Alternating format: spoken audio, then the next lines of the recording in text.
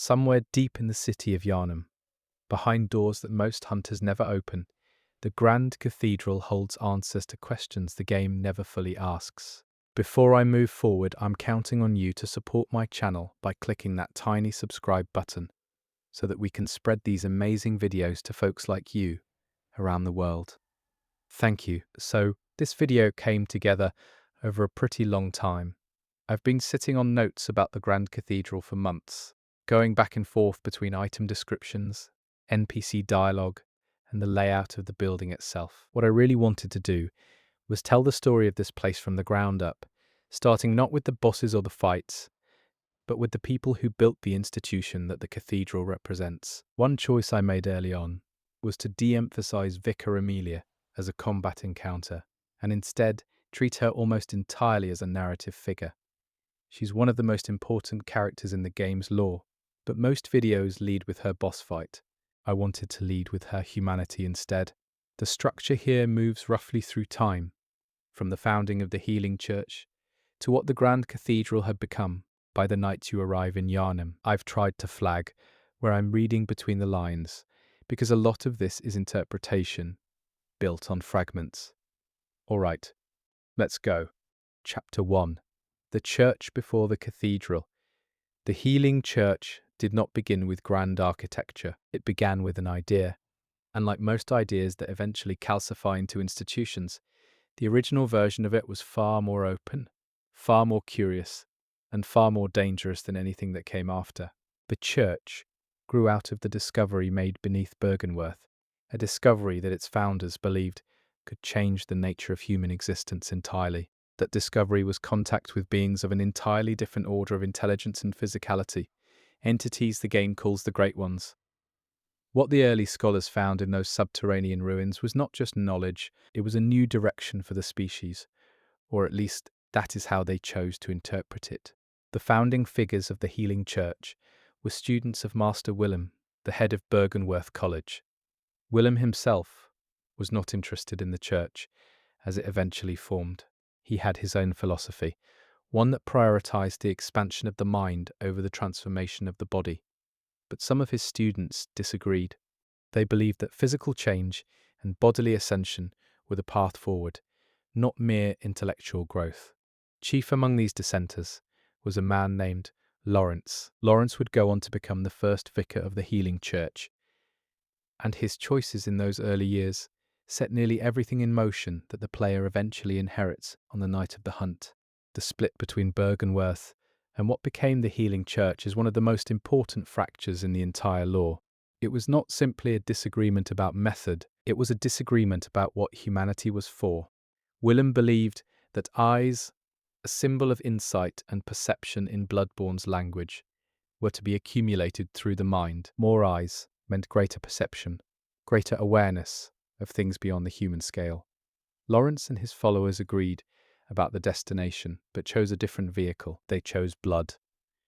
The blood of the Great Ones, or something close to it, administered through transfusion, could elevate a person toward that same expanded awareness.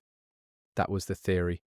The practice turned out to be considerably more complicated. What Lawrence took from Bergenworth, when the split happened, was knowledge.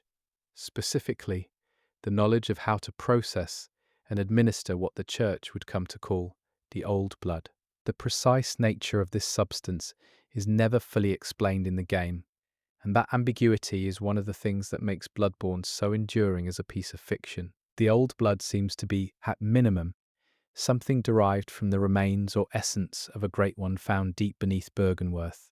It carried within it a kind of transformative potential. It could heal, it could enhance, and it could, under the wrong conditions or in the wrong quantities, destroy a human mind and body from the inside out.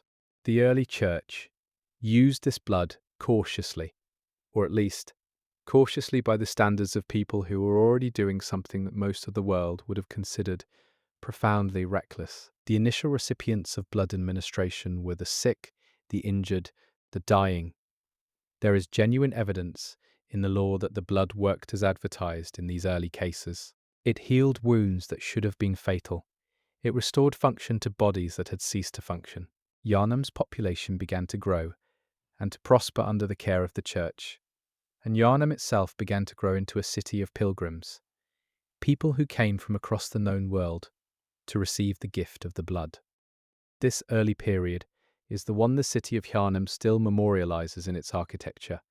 The cobblestone streets, the Gothic spires, the enormous lanterns hanging over the alleyways, all of it reflects a period of confidence and civic pride. Yharnam was not just a city, it was a testament to what the church had achieved. People who arrived dying, left cured. That is not a small thing. Whatever else the church was or became, it began with something that functioned, something that genuinely helped people. That context matters enormously when you try to understand how the institution eventually collapsed into the horror the player walks through. The cathedral itself was built during this period of expansion and optimism. Its scale is extraordinary. When you stand at the base of the steps that lead up to Vicar Amelia and look at the building around you, what you are seeing is an institution that believed in its own permanence, its own rightness, and its own destiny. The architecture is not defensive, it is declarative. This is not a building that expects to be questioned. It is a building that expects to be approached with reverence, and for a long time, that reverence was given freely. The clergy who populated the cathedral in its early years were not, at least not initially, the corrupt and monstrous figures the player eventually encounters. They were scholars, physicians, and administrators of a system that was producing real results. The hierarchy was strict, with the vicar at the top, followed by the higher-ranking members of the choir, then the regular clergy, and then the lay people and pilgrims who came for treatment. But even within that hierarchy, there was something that looked from the outside like genuine purpose. The church had a mission. The cathedral was the physical center of that mission. What the church knew, and what it did not share with the citizens of Yharnam, was that the blood was not without cost. Even in those early years, the more advanced scholars understood that prolonged exposure to the old blood produced effects beyond healing. Sensitivity increased. Perception shifted. Some recipients began to see things that others could not. Some began to behave in ways that could not be easily explained. The church classified this as a manageable side effect, something that could be monitored, controlled, and ultimately guided toward the intended goal of greater insight. This was the first of many decisions that prioritized the church's ambitions over the well-being of the people it claimed to serve. The lay people of Yharnam were not told about the side effects. They were told about the miracles, because the miracles were real, and real miracles are very persuasive. A person who has watched someone they love recover from an injury that should have killed them does not ask a great many questions about the mechanism behind the recovery. They are grateful, they donate, they send their children to the church for treatment. They tell their neighbors that Yharnam is the most important city in the world, and their neighbors come, and the church grows, and the cathedral at the center of it all grows with it. The internal debates about what the blood was actually doing to people were kept within the upper levels of the hierarchy. Lower clergy were told enough to do their jobs, which is to say, they were told how to administer blood ministrations correctly and warned not to give too much at once. They were not told why. They performed their duties with, as far as the law suggests, genuine sincerity. Most of the people working within the walls of the cathedral believed they were doing exactly what they appeared to be doing, which was healing the sick. This gap between what the leadership knew and what the rank and file believed is one of the things that makes the church so fascinating as an institution. It is not a conspiracy in the conventional sense, where a small group of evil people manipulate a large group of innocent ones. It is something more recognizable and more unsettling than that. The leadership genuinely believed they were pursuing the right course. They had simply decided, somewhere along the way, that the ends they were pursuing justified keeping certain truths from the people who trusted them. Lawrence, as the first vicar, sat at the apex of this system. His personal relationship with the blood and with the knowledge of what it actually was is something the game only hints at. We know he became a beast. We know his skull sits on an altar in the lecture building. We know that the cleric beast you fight early in the game is, according to one reading of the lore, What happens when a member of the clergy succumbs to the blood's transformative pressure? What we do not know with any certainty is when Lawrence understood what he had created, and whether that understanding changed anything about the choices he made. One interpretation, and it is one I find compelling, is that Lawrence understood the risk from almost the very beginning. The evidence for this is the Lawrence's skull item, which in the Chalice Dungeon boss fight is associated with memories of the source of the nightmare and the fear of losing his humanity. He was afraid of becoming a beast. That fear implies knowledge. You cannot be afraid of something you do not believe is possible. Lawrence knew the blood could break a person down into something inhuman, and he built the institution anyway. That is not a portrait of a villain in the simple sense. It is a portrait of someone who made a terrible calculation and convinced himself it was the right one. He decided that the potential benefit of the blood, both for individual health and for the larger project of ascending toward the great ones, outweighed the danger. He decided that the people who might be lost to beasthood were an acceptable cost, and he decided, perhaps most consequentially of all, that the best way to manage that cost was not to be honest about it, but to build an institution powerful enough to contain it. The Grand Cathedral, in this reading, was always a monument to that decision. It was beautiful, it was impressive, it was genuinely useful, and it was built on a foundation of something that its architect knew was unstable. Everything that happened afterward in Yharnam, every transformation, every hunt, every horror the player witnesses on the night of the game, follows from the logic of that original choice. The healing church grew in power throughout the period following its founding. It expanded beyond Yharnam, establishing outposts and collecting tithes from distant cities and towns. Its physicians were sought after. Its blood was traded and coveted. The cathedral became a destination in a way that few religious sites in any fiction actually managed to feel like. There was something there, something real, something potent, something that people came to in genuine hope. And the institution that housed it was sophisticated enough to channel that hope into something that sustained itself. The political implications of the church's growth are not extensively discussed in the main game, but they are present. Yharnam's civic identity became almost entirely wrapped up in the church, the city's economy, its architecture, its calendar, its social structure. All of it revolved around the cathedral and its ministrations. This created a relationship between the population and the church that was less like the relationship between a city and a hospital, and more like the relationship between a city and its reason for existing. Yharnam was not just a place where the church operated. Yharnam was the church. This total integration of institution and place is part of what makes the eventual catastrophe so complete. When the blood started doing what the church's leadership had always known it might do, when the beast plague began to manifest in earnest, there was no parallel structure in place to respond. There were no civil authorities who were independent of the church. There were no physicians who operated outside its sanction. There were no scholars who had access to information the church had not already filtered and controlled. When the institution began to crack, it cracked everywhere at once, and the city cracked with it.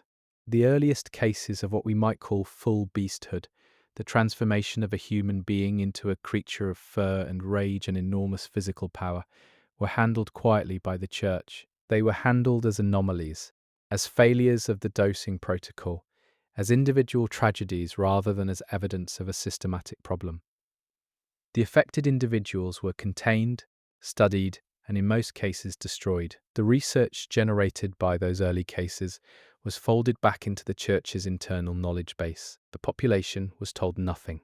This was not sustainable, and on some level the leadership knew it was not sustainable.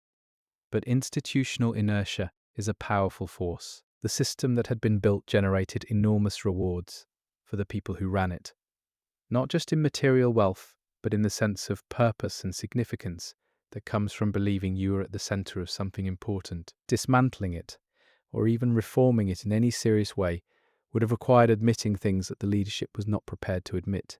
So instead, they refined their methods for concealment and containment, and they continued. The night hunts, the practice of organizing teams of hunters to track down and kill those who had transformed into beasts, were formalized during this period. The church needed a mechanism to deal with its failures without advertising those failures, and the hunt was the mechanism they chose. Hunters were recruited from outside the church's mainstream hierarchy, people who were skilled with weapons, who could move quickly through the city at night, who could be compensated and controlled without becoming integrated into the clergy's upper levels. They were useful tools, and they were kept at a careful distance from the actual knowledge of what they were fighting and why. The hunters who operated out of the cathedral ward in the game's setting are, by the time the player arrives, mostly gone. Their workshop, Eden Chapel, still stands. The items they left behind tell stories of competence and dedication, and in some cases, of a growing horror at the scale of what they were being asked to do. The good hunters were people who believed in what they were doing, who understood the hunt as a form of mercy, who thought they were protecting the city. The lore around the old hunters especially suggests that many of the first generation of hunters were genuine in their commitment. They simply did not know enough to understand what they were committed to. The Grand Cathedral, through all of this, continued to stand at the centre of Yharnam's life. Services were held, ministrations were administered, the choir sang. The clergy performed their rituals with conviction, because for most of them the conviction was entirely real. The cathedral was a place of genuine power, not just political or institutional power, but something more difficult to name: the presence of the Great Ones, or at least the traces of their influence that had been brought into the building through the blood and through the research conducted in its upper chambers, made the cathedral a location where the membrane between the ordinary world and something beyond it was thinner than it was anywhere else in the city. This is something the game conveys through atmosphere rather than through explicit statement, but it is there in the design. The cathedral is louder, architecturally, than anything around it. The scale is meant to make you feel small, to make you feel as though you are in the presence of something that does not fully belong to the human world. Whether the architects intended that effect, or whether it was a consequence of what was actually housed within those walls, is one of the questions the game never quite answers. By the time of the game's events, the cathedral has been sealed. Vicar Amelia is inside, kneeling before the altar, transformed but not destroyed. The regular clergy are dead, or worse, the ministrations have stopped. The city is in the grip of something that cannot be contained by hunting parties or dosing protocols or institutional silence. The thing Lawrence feared and built his institution around, containing, has come to pass. The cost he decided was acceptable has been paid by people who never agreed to pay it. The cathedral stands through all of it. Its stone does not care about the decisions made within it. Its spires do not bend. When you approach it as the player on that night, what you are approaching is the physical residue of an institution that had a beginning, had a period of genuine function, and then fell apart, in the way that all institutions fall apart when the lies they are built on become larger than the truths they contain. The question of what the healing church actually believed, in its deepest self, about the great ones and about human destiny, is one that the cathedral's architecture helps answer. The building is oriented upward. Everything about it reaches. The spires go as high as the city's geography allows. The interior ceilings are vaulted to create the maximum possible sense of vertical space. This is not just Gothic convention. It is a statement about where the church believed it was going. Upward, towards something above and beyond the human condition. That aspiration is not, in itself, corrupted.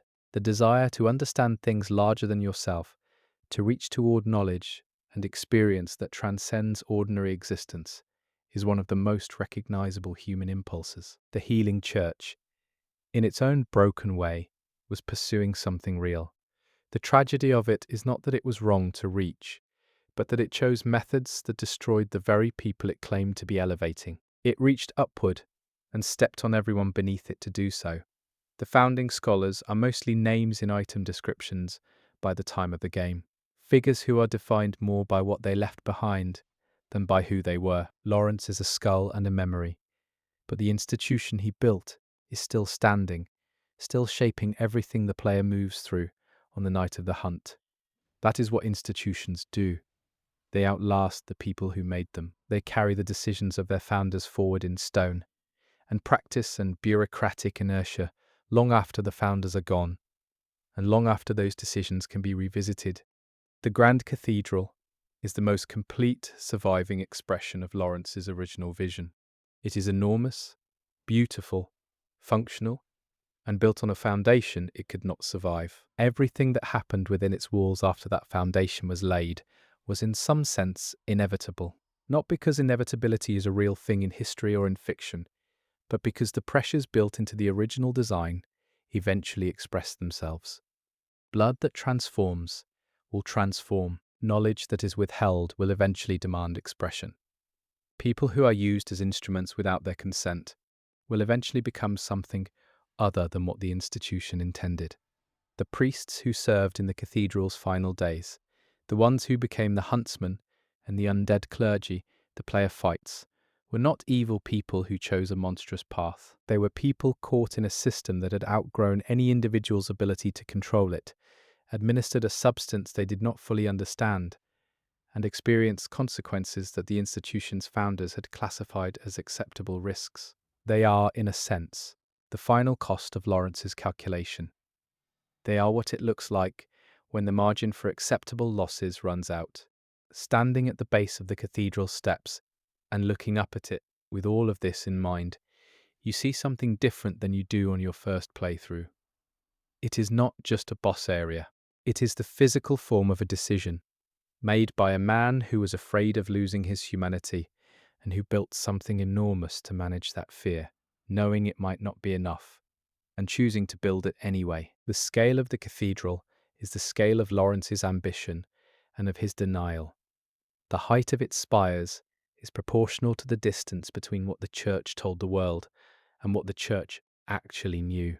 The church, before the cathedral, was a group of scholars with a dangerous discovery and a genuine, if catastrophically miscalculated, desire to use it for something meaningful. The church, after the cathedral was built, was something more rigid, more self-protective, and ultimately more fragile because it had committed itself to a form that could not absorb the truth of what it was actually doing. The cathedral did not cause the fall of the healing church, but it made the fall total when it came, because it had made the church synonymous with Yharnam itself, and when the church cracked, the city cracked with it.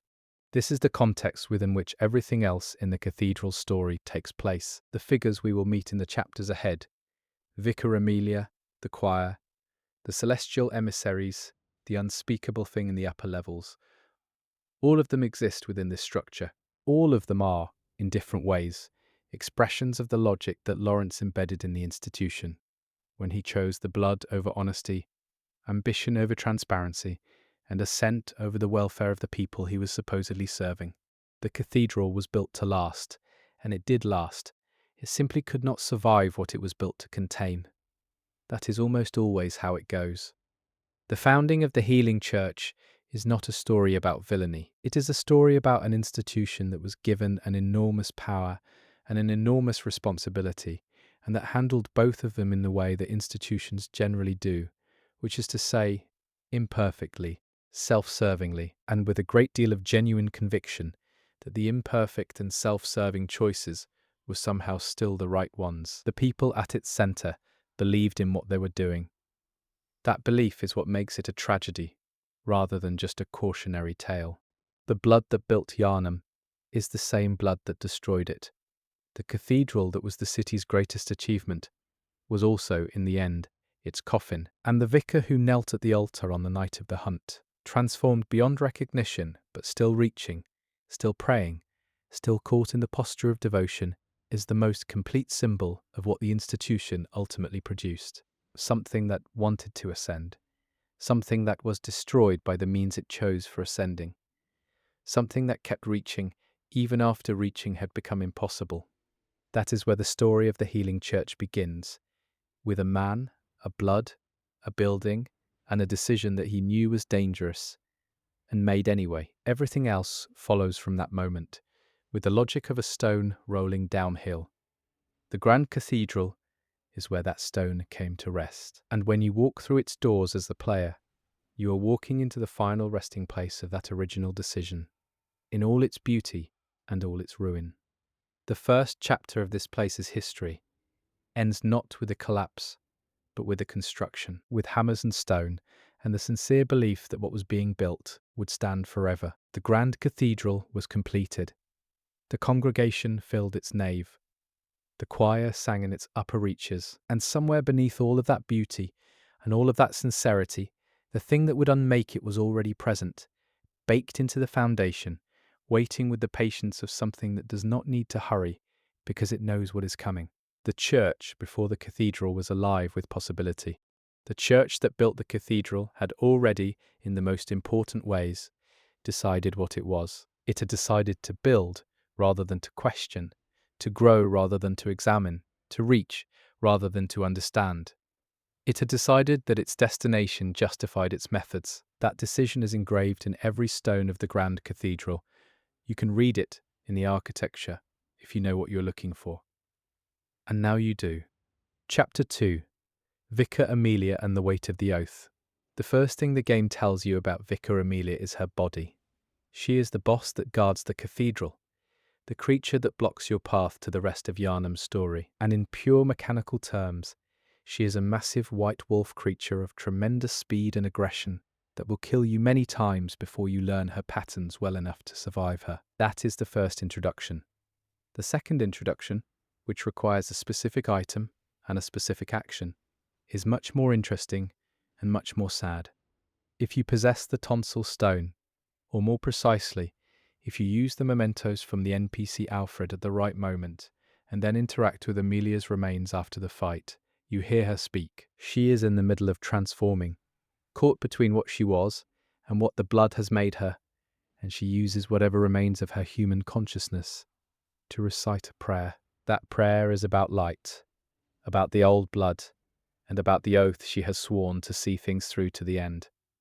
She is dying, or transforming past the point of return, and she is praying. That detail is one of the most quietly devastating things in the entire game. The oath Amelia is reciting is the oath of a vicar. The vicar of the healing church is its highest official, the figure responsible for managing the relationship between the church's outward function and its inner reality, between what it tells the world and what it actually knows. Amelia inherited this role from a line of predecessors stretching back to Lawrence, and she carried it with what the law suggests was genuine seriousness. She was not a figurehead. She was not a corrupt administrator in the simple sense. She was someone who had been given an enormous responsibility and had dedicated herself to it. What makes Amelia's story so layered is the question of what she knew and when. A vicar would, by definition, have access to the church's most closely guarded information. She would know about the nature of the old blood in ways that the lower clergy and the general population did not. She would know about the beast plague, not as an anomaly but as an expected outcome of certain practices. She would know, in other words, that the institution she led was managing a crisis that it had in some sense created and had chosen not to disclose. The question is, what did she do with that knowledge? One reading of the law suggests that Amelia's response to this knowledge was to double down on the oath, to commit more completely to the mission, to the light, to the continuation of the church's work, because she believed that the end point they were trying to reach justified the costs of the journey. This is the interpretation suggested by her prayer, which does not sound like the words of someone who has lost faith. It sounds like someone who is holding on to faith with everything she has, precisely because the alternative is despair.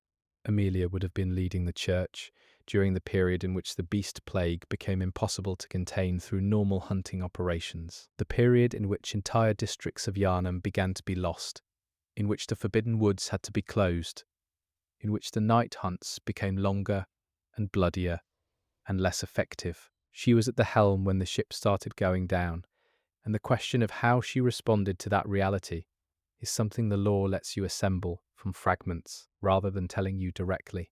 The Grand Cathedral itself shows signs of what happened in its final operational period. The enemies you fight in the cathedral ward, the huntsmen and the brick trolls and the henchmen, are people who were exposed to the blood and transformed to varying degrees. The cathedral's defences, such as they are, consist largely of these transformed individuals. which suggests that by the end, the institution was relying on the very thing it was supposed to be containing in order to protect itself. That is a telling detail. It suggests a level of desperation that is hard to square with the image of a confident institution proceeding according to plan. Amelia's decision to seal the cathedral and remain within it is one that requires interpretation. She did not flee. She did not attempt to lead her flock out of Yharnam, or to seek help from outside. She went into the cathedral, and she stayed there, and she continued to transform until the transformation was complete enough that she could no longer function as a human being at all. Why? What did she believe she was doing by staying? One possibility is that she was keeping watch over the eye of a blood-drunk hunter, which is the item you take from her after the fight. This item unlocks the gate to the Forbidden Woods, which is the path to deeper parts of Yharnam's story. If she was guarding it, that suggests she understood the value of what was through that gate, and had made a decision that access to it needed to be controlled, even at the cost of her own continued humanity. She transformed, slowly, but she kept her post. Another possibility is that she had nowhere else to go. The cathedral was her domain, the place where her identity and her authority were located, and when everything else cracked, she retreated to the center of her identity and held on. This would be a very human response. When people do not know what to do, they tend to go to the places that define them. For Amelia, the cathedral was not just her workplace. It was the physical form of everything she believed in and everything she had committed herself to. Leaving it would have been, in some sense, abandoning the last of herself. The prayer she recites in her dying moments suggests that the faith was real, not the faith in the church as an institution, which had clearly failed, but the faith in whatever the church had originally been reaching toward. The light she prays for is not the candlelight of the cathedral's interior. It is something she believes is actually out there, somewhere beyond the horizon of the ordinary human world, something that the blood was supposed to be a path toward. She still believes in the destination, even as the vehicle has destroyed her. This is, I think, the most important thing about Vicar Amelia as a character. She is not a hypocrite. She is not a manipulator who knew the truth and chose power over honesty. She is someone who accepted the truth, the full terrible weight of it, and chose to keep going anyway because she could not imagine a version of the story in which the reaching stopped. The healing church, in her understanding, was trying to do something that had never been done before. The costs were real, the failures were real, but so was the thing they were reaching toward. She chose to believe that the reaching mattered more than the cost. That belief does not excuse the harm. The people of Yharnam did not agree to be part of the church's grand experiment. The hunters who were sent out night after night to kill transformed civilians were not given the choice to refuse. The lower clergy who administered the blood without understanding what it could do were not equipped to make informed decisions. Amelia's personal sincerity does not undo any of that, but it does make her something more interesting than a villain. It makes her a tragedy. The architecture of the cathedral reflects Amelia's situation in interesting ways. The building is full of imagery, of reaching, and of light. Great windows placed where they would catch the maximum possible amount of sunlight, carvings of figures with upraised arms, the physical grammar of aspiration repeated in stone throughout the interior. But by the time the player arrives, most of those windows are dark, most of that light is gone, and the aspiring figures in the stonework are presiding over a place that has become something very different from what they were carved to celebrate. Amelia herself is positioned in the center of all of this, kneeling before the altar, which is one of the most deliberate choices in the game's design. She is not rampaging. She is not at the entrance, defending the perimeter. She is at the altar in a posture of prayer, and she attacks only when you approach. She is doing what a vicar does. She is at the center of her church, in devotion, and the transformation has overtaken her in that posture. She is frozen, in a sense, in the act of faith. That image is hard to shake once you see it. The vicar's role within the church was not only spiritual. The healing church was also a political entity, a collector of resources, a manager of the city's physical well-being. Amelia would have been responsible for all of that. She would have been managing the supply of the old blood, the licensing of its administration, the deployment of hunting parties, the maintenance of the cathedral's physical fabric, and the complex web of relationships between the church's different factions, the choir, the school of mensis, the regular clergy. All of these groups had their own agendas and their own access to information, and the vicar was supposed to sit above all of them and maintain coherence. That coherence had clearly broken down by the time of the game. The school of mensis had gone to the nightmare. The choir had retreated into the upper levels of the cathedral with their own experiments. The regular clergy had mostly transformed. The city outside was in chaos. Whatever administrative structure the vicar had maintained was gone, and what remained was a woman kneeling in a ruined cathedral, praying to something she could no longer reach, in language she could barely form. Amelia's story is also a story about the oath, specifically about what it means to commit to something, and what you owe that commitment when the thing you committed to has betrayed you. The oath of the vicar is not something she recites as a formality in her final moments. It sounds like something she is using to hold herself together, a verbal anchor that keeps whatever remains of her human consciousness from dissolving entirely into the transformation. She is reciting it because it is the last thing she has, because without it, there is nothing. This is one of the most human things in Bloodborne. A game that is full of humans who have lost their humanity in various ways. Amelia is losing hers, has largely lost it, and the way she responds is to grip the last handhold available, which is the words she swore when she was still whole. That is not a monster's response. That is a person's response. A person in extremis, a person who has been destroyed by the institution she served, but a person nonetheless. The eye of a blood-drunk hunter that she guards suggests one more layer to her story. A blood-drunk hunter is one who has been so saturated with the blood and with the violence of the hunt that they have lost the moral clarity that distinguished them from the things they hunted. The item is associated with this loss of clarity, this blurring of purpose, if Amelia was guarding it. Perhaps she was doing so because she understood what it represented, the point at which the hunt becomes indistinguishable from the thing it hunts, the point at which the church's project turns entirely on itself. She guarded that threshold. Maybe that is what she understood her final role to be. Not to lead, not to administrate, not to perform the ceremonies of the church's public life, but simply to stand between the world and the place where things had gone most completely wrong. To be the last door, to hold the line with whatever she had left, which was her oath, her post, and a body that was still, barely, doing what she asked of it. When you defeat Amelia and take the item she was guarding, you are in a sense completing the act she was preventing. You are moving past the last threshold the church erected. What is beyond her is not protected anymore, not managed, not contained. The forbidden woods, the city's deepest secrets, the path to the end game, all of it opens up, and Amelia kneels on the floor of the cathedral she never left, holding on to the words of an oath made to an institution that is gone, in a building that still stands. The church she served is not there anymore. The hierarchy is dissolved. The blood ministrations have stopped. The vicar's role has no function left to perform. But she kept the post anyway. She stayed at the altar. She prayed to the light she believed in, even as the transformation she had administered to so many others consumed her from the inside. There is something almost admirable in that, in the refusal to leave, in the decision to stay at the centre and hold on to the oath when everything else had dissolved. Whether it is admirable or simply the final expression of an institutional logic that was broken from the beginning, is a question the game leaves open. Bloodborne tends not to adjudicate these things. It presents them and lets you sit with them. Amelia prayed for the light. The cathedral she prayed in had gone dark.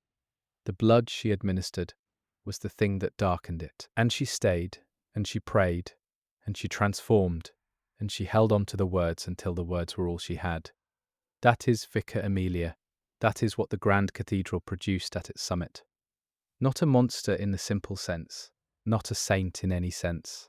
Something in between, something that was trying to be faithful to something real and was destroyed by the means it chose for expressing that faithfulness. A vicar who kept her oath to the end, even though the institution behind the oath had betrayed everything it swore to protect. The weight of that oath is the weight of the cathedral itself, which is to say, it is enormous, and it is stone, and it does not move regardless of what happens around it. Amelia carried that weight until she could not stand any more, and then she knelt, and then she prayed, and then you arrived, and the last door opened, and Yharnam's deepest story began. Chapter 3. The Choir and the Upper Cathedral Ward.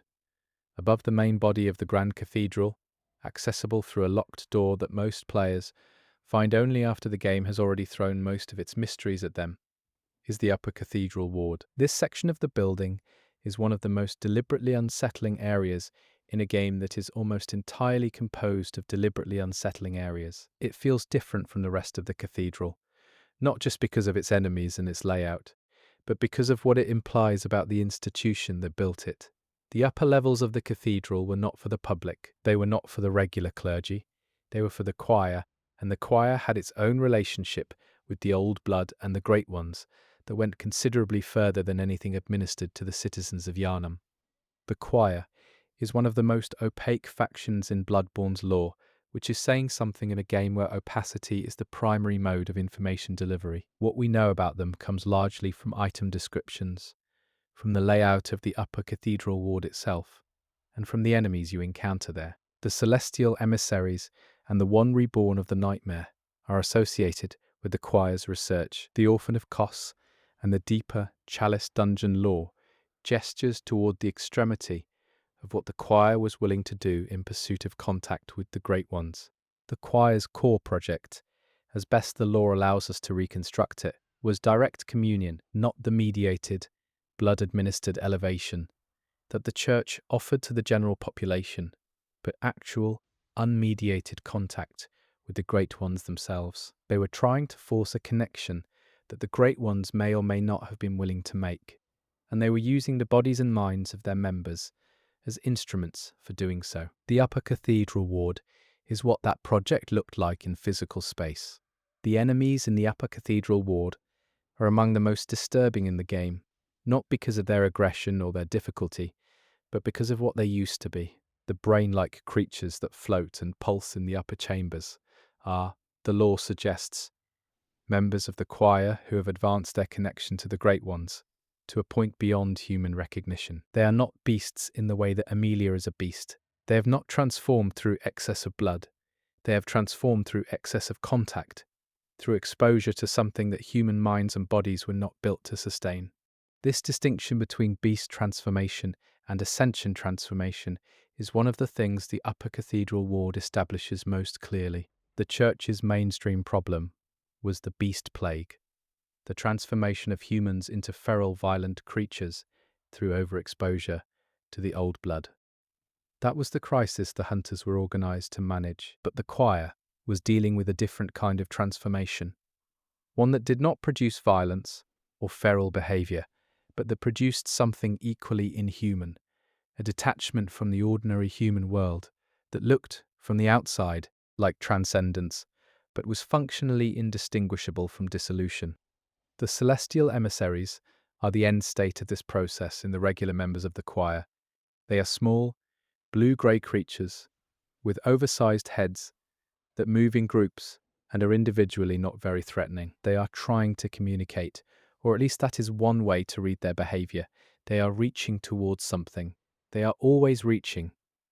The transformation has not made them hostile in the way that beasthood makes people hostile. It has made them single-minded. Whatever the Great Ones were calling them toward, they went, and they have not stopped going. The physical layout of the Upper Cathedral Ward tells a story about how the choir operated. The space is divided into research areas, holding areas, and what appear to be ritual spaces. There are cells that may have held subjects for observation. There are larger rooms where the celestial emissaries cluster, which may represent the areas where the communion research was conducted. The scale of the operation is smaller than the main cathedral below, which makes sense given that the choir was an elite faction operating with a different mandate than the general clergy. Access to the Upper Cathedral Ward is restricted even within the game's fiction. The key to the lock is not something you find easily. This mirrors the institutional reality that the law implies, that the choir's work was known to the upper hierarchy of the church, but was deliberately insulated from the broader organization. The vicar would presumably have known what was happening up there.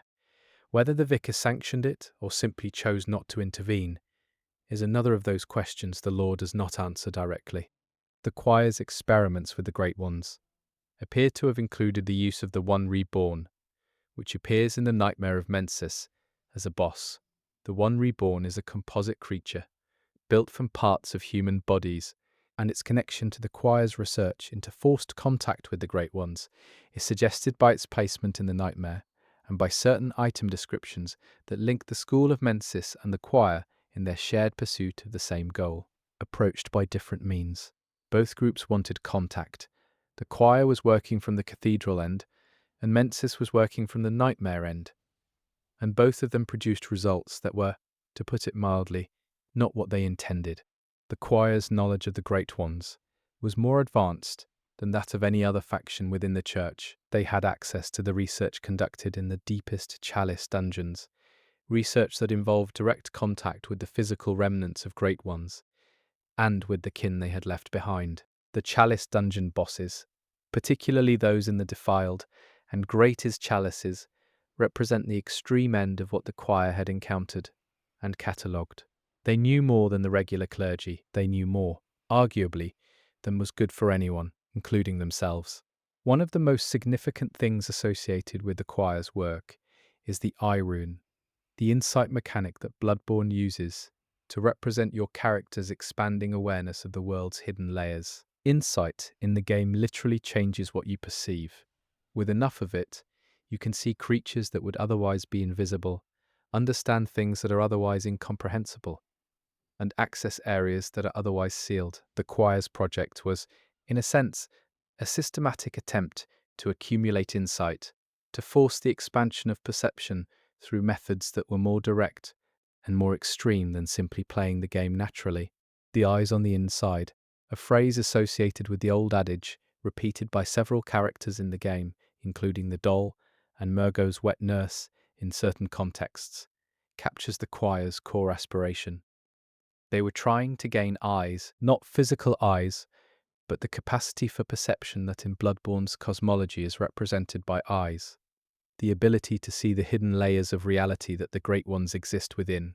They believed that if they could accumulate enough of this perception, through the blood, through research, through direct exposure to the Great Ones, they would be able to make the connection they were seeking. The cost of this project, in human terms, is represented by the Upper Cathedral Ward's population of celestial emissaries and wandering aberrations. These are the researchers who made it furthest along the path the choir was walking. They did not fail in the conventional sense. They succeeded, after a fashion. They achieved the connection they were seeking. They are just no longer recognizable as the people who began the project, and the connection they achieved is not one that left them with anything that looks like a human life. This is the choir's tragedy in miniature. They wanted to reach the Great Ones so badly that they did not ask what reaching the Great Ones would do to them. Or perhaps they asked, and the answer was not something they were willing to factor into their calculations. Either way, the Upper Cathedral Ward is what the answer looks like in physical form. It is a building full of people who made it to the destination and cannot tell you what they found there because the capacity to tell has been replaced by the thing that was reached. The choir's relationship with the rest of the healing church is complex and not entirely cooperative. There are hints in the law that the choir considered itself superior to the main body of the church, possessed of knowledge and methods that the ordinary clergy did not have access to and could not have understood. This kind of internal hierarchy, where a specialized faction within an institution considers itself to be operating at a fundamentally higher level than the institution around it, is a familiar pattern in any large organization, and it tends to produce the same results regardless of context. The specialized faction begins to operate with increasing independence, making decisions that affect the broader institution without consulting it, and eventually pursuing goals that the broader institution would not sanction if it fully understood them. The Grand Cathedral, in this reading, was not a unified institution by the end. It was a building that housed at least two distinct projects the mainstream church's management of the blood and the beast plague on the lower levels, and the choir's advanced research into direct communion on the upper levels. Both projects were expressions of the same original ambition. Both were pursuing the contact with the great ones that Lawrence had dreamed of, but they had diverged in method and in the extremity of what they were willing to do. The cathedral's physical height is a kind of map of this divergence. The further up you go, the further the church had travelled from its public mandate. The sealed door between the main cathedral and the upper ward is, in this sense, a moral boundary as much as a physical one. Below it, the church was doing what it told the world it was doing, administering blood, healing the sick, managing the consequences. Above it, the church was doing something that it knew the world would not sanction, conducting experiments on its own members, pursuing contact with entities that the research itself indicated could not be safely contacted, and producing results that it was concealing from everyone, including most of its own hierarchy. Amelia, kneeling at her altar below, was the face of the institution that the world saw. The choir, dissolving into celestial emissaries in the chambers above, was the face the institution showed only to itself. Together, they constitute the Grand Cathedral, as it actually was in its final period. A beautiful building with a prayer in its heart and something incomprehensible in its upper reaches, reaching with both hands towards something it could not hold. The upper cathedral ward's story does not end with the choir's transformation.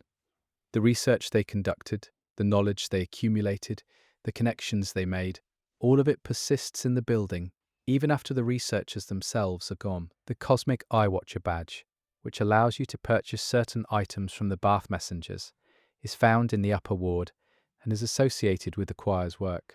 The knowledge is still there, embedded in the building, accessible to anyone who finds their way up there, which is a very Bloodborne way of thinking about information. It outlasts the people who discovered it.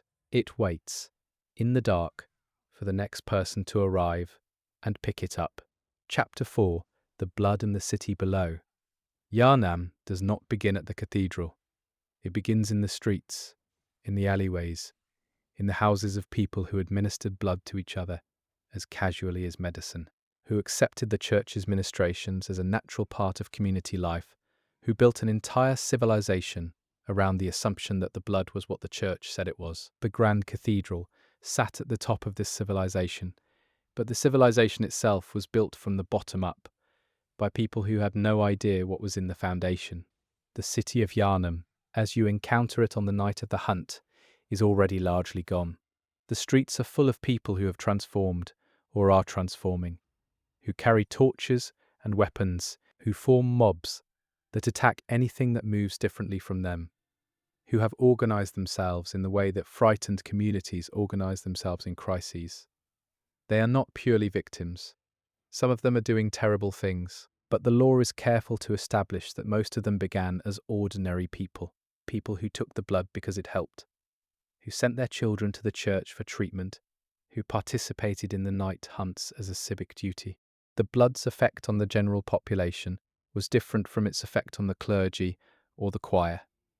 The regular Yharnamites were not taking the old blood in its concentrated, research-grade form. They were taking processed versions, diluted, and prepared according to the church's protocols, with the worst of the transformative effects theoretically managed out.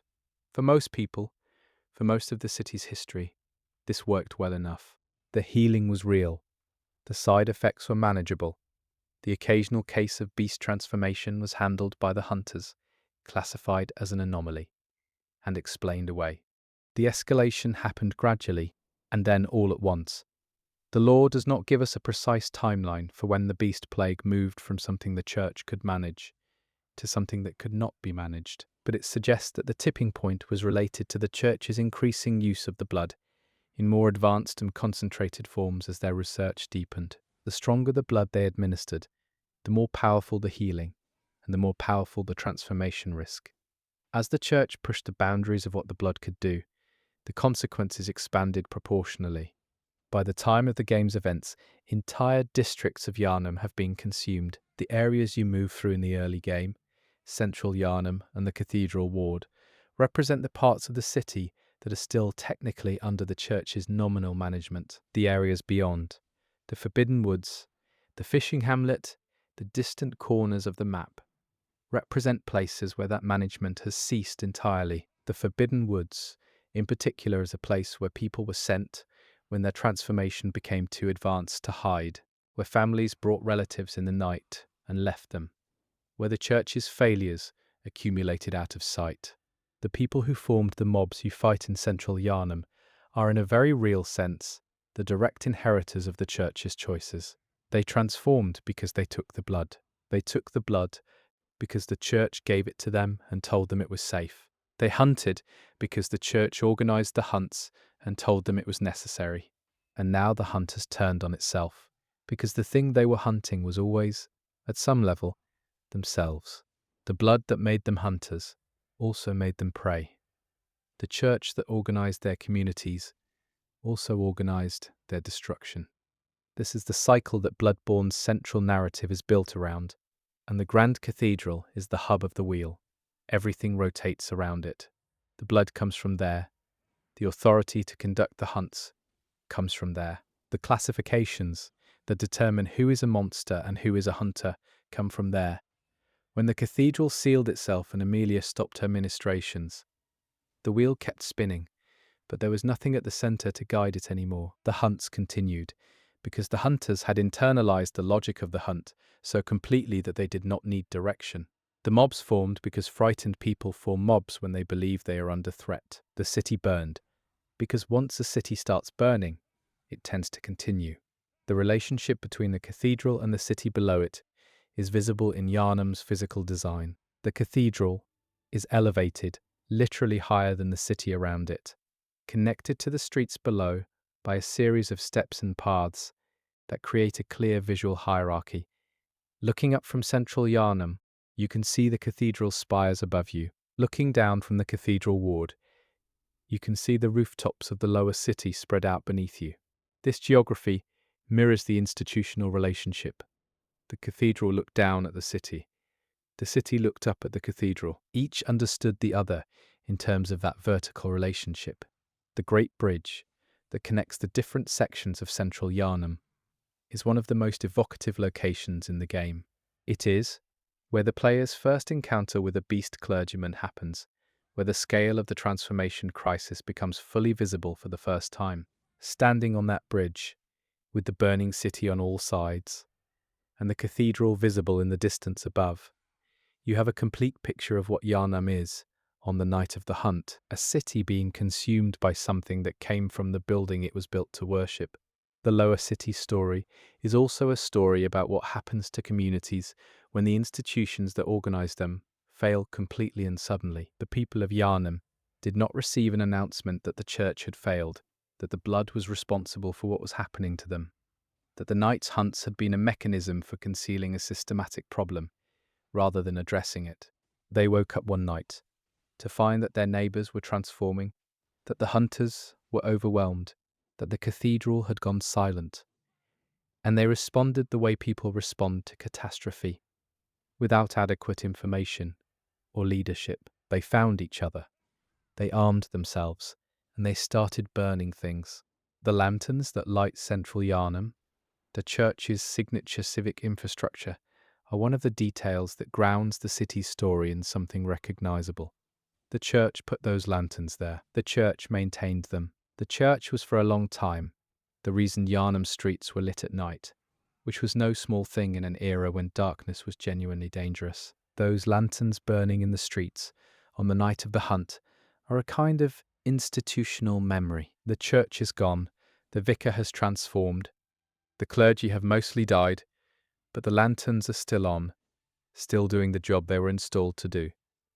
While everything around them burns, the lower city's churches and chapels, the smaller structures that serve the cathedral as outposts in the neighborhoods below, tell their own stories.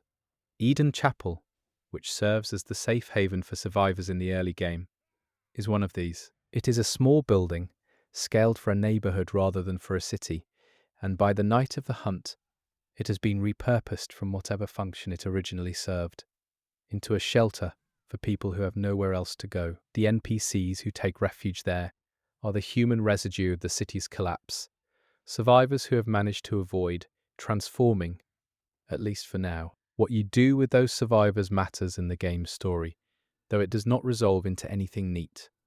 You can lead them to Eden Chapel. You can watch them die anyway. Through various means, you can arrive at the chapel to find it empty, its inhabitants claimed by the night. The lower city is a place where the choices the cathedral made have been paid in full, where the cost of Lawrence's original calculation is expressed in individual human lives, in people huddled in a small chapel while the city burns around them. The cathedral's relationship with the lower city is ultimately one of extraction and control. The church took resources from the city, financial resources, political loyalty, the bodies of the sick and the dying who came to it for treatment, and it returned in exchange the blood ministrations and the night hunts. This was, for a long time, a transaction that most people in Yharnam experienced as fair. The healing was real, the security provided by the hunts was real, the exchange functioned as advertised. What was not disclosed was that the church was also extracting something else. It was extracting the city's capacity for self-understanding, its ability to ask questions about what was happening to it, its access to the truth about the blood. The ministrations came with a dependency, not just a physical dependency on the blood itself, but an informational dependency on the church's explanations of what was happening and why. Yharnam could not understand its own crisis because it had never been given the tools to do so. The cathedral had managed those tools carefully and deliberately for a very long time. By the night of the hunt, that informational dependency has become catastrophic. The people in the streets know something is terribly wrong. They do not know what it is or why. They have explanations. The outsiders brought it. The beasts came from outside. The foreigners are responsible. All of the familiar narratives that communities reach for when they need to explain catastrophe without examining themselves. These explanations are wrong, but they are the only ones available because the right explanation has been locked away in the cathedral since the beginning. The cathedral ward is littered with items that tell stories about individual people who were caught in this catastrophe. Notes left by hunters who understood more than their superiors wanted them to know. Letters that were never delivered. Items that belonged to people who came to Yharnam looking for the miracle the church advertised and found something else entirely. The city's story is composed of these individual fragments, each one a small piece of a larger picture that the cathedral always possessed in full and never shared. This is the final relationship between the Grand Cathedral and the city below it. The cathedral knew the whole picture.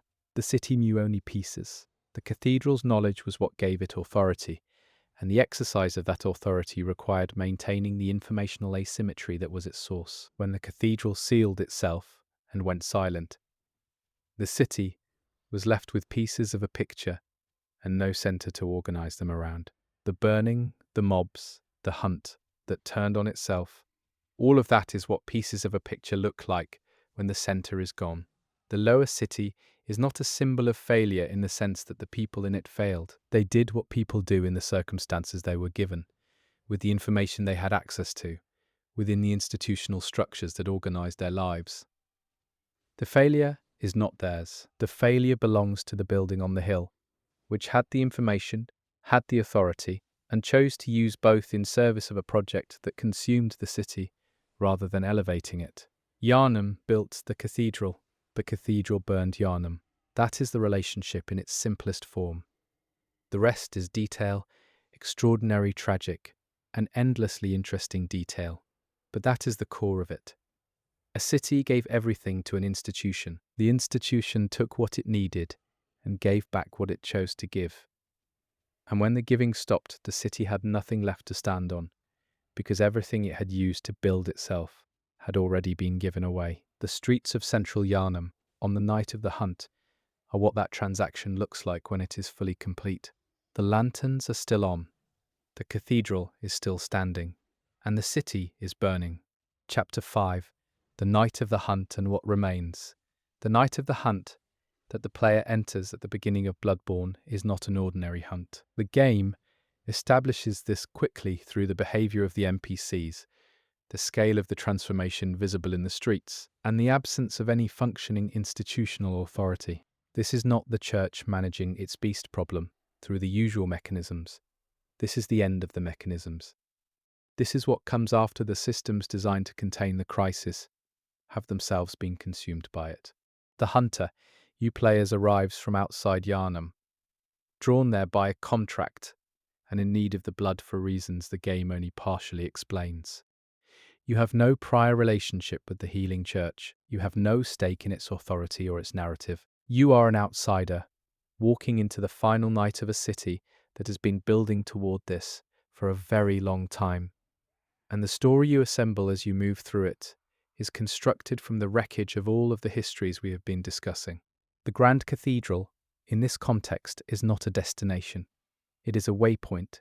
You pass through it on your way to something else, something deeper and stranger, and further from anything the church officially sanctioned. The vicar is a boss, not a guide. The choir's research is a layer of the mystery, not an explanation for it. The cathedral is a place you move through on your way to understanding what is actually happening, which is something that the cathedral itself was never quite willing to tell anyone. The night is structured, in the game's design, as a series of escalating revelations. Each area you unlock reveals a layer of Yharnam's story that the previous area did not show you. Central Yharnam shows you the surface of the crisis. The cathedral ward shows you the institutional face of it. The Forbidden Woods shows you what the institution tried to hide. And beyond that, in the nightmare of Mensis, in the research hall, in the fishing hamlet, you encounter things that the institution did not even fully understand itself. Consequences that outran the church's ability to classify and contain them. The night of the hunt is also the night of a specific astronomical event. The moon in Bloodborne is red, and it is large, and it is doing something that moons are not supposed to do. The connection between the moon and the Great Ones is one of the game's more explicit law points. The moon presence is the entity that orchestrates the night of the hunt, that maintains the dream of the hunter, that has its own relationship with the blood and with the events unfolding in Yharnam. The cathedral's prayers to the light have been answered, in a sense, by this entity. Something beyond the human world is paying attention to what is happening in Yharnam. It is just not the something that the church was trying to reach. The moon presence's relationship with the healing church is one of the most contested interpretive questions in Bloodborne's lore. One reading suggests that the church was always in some sense a vehicle for the moon presence's agenda, that the Grand Cathedral's aspiration toward the Great Ones was being directed from outside by an entity that had its own reasons for encouraging that aspiration. In this reading, Lawrence's decision to found the church, to administer the blood, to organize the hunts, was not entirely his own. He was reaching towards something that was also reaching toward him, and neither of them was quite aware of what the other was doing. This reading is not certain. The law supports several interpretations of the moon presence's involvement, ranging from active manipulation to something more like benign neglect, interrupted by occasional intervention. What is clear is that the entity is aware of Yharnam, is connected to the blood in some way, and benefits from what happens on the night of the hunt in ways that are not immediately obvious. The endless cycle of hunts, the maintenance of the hunter's dream, the preservation of certain key figures within the nightmare, all of these suggest an agenda that goes beyond simple malice or simple benevolence. What the cathedral's prayers could not anticipate was that the beings they were reaching toward were not waiting passively to be reached. The Great Ones are not distant, they are active. They have their own purposes and their own processes, and contact with them is not a one-way transaction. The choir's researchers discovered this. The school of Mensis discovered it, in a different and more terrible way. The general population of Yharnam discovered it in the streets, in the transformation of their neighbours, in the red moon hanging over everything. The Grand Cathedral, on this final night, is a monument to the gap between what was intended and what was achieved. It was built to facilitate a specific kind of contact, a controlled, managed, hierarchically administered path toward the Great Ones. What it produced, instead, was chaos, transformation, nightmare, and a night of hunting that has consumed the city. The intention and the outcome are so far apart that it is almost difficult to trace the line between them. But the line is there. Each step from the founding decision to the burning city follows from the previous one with a kind of terrible logic. The remaining hunters on the night of the hunt are, for the most part, people who have lost the moral framework that was supposed to organize the hunt.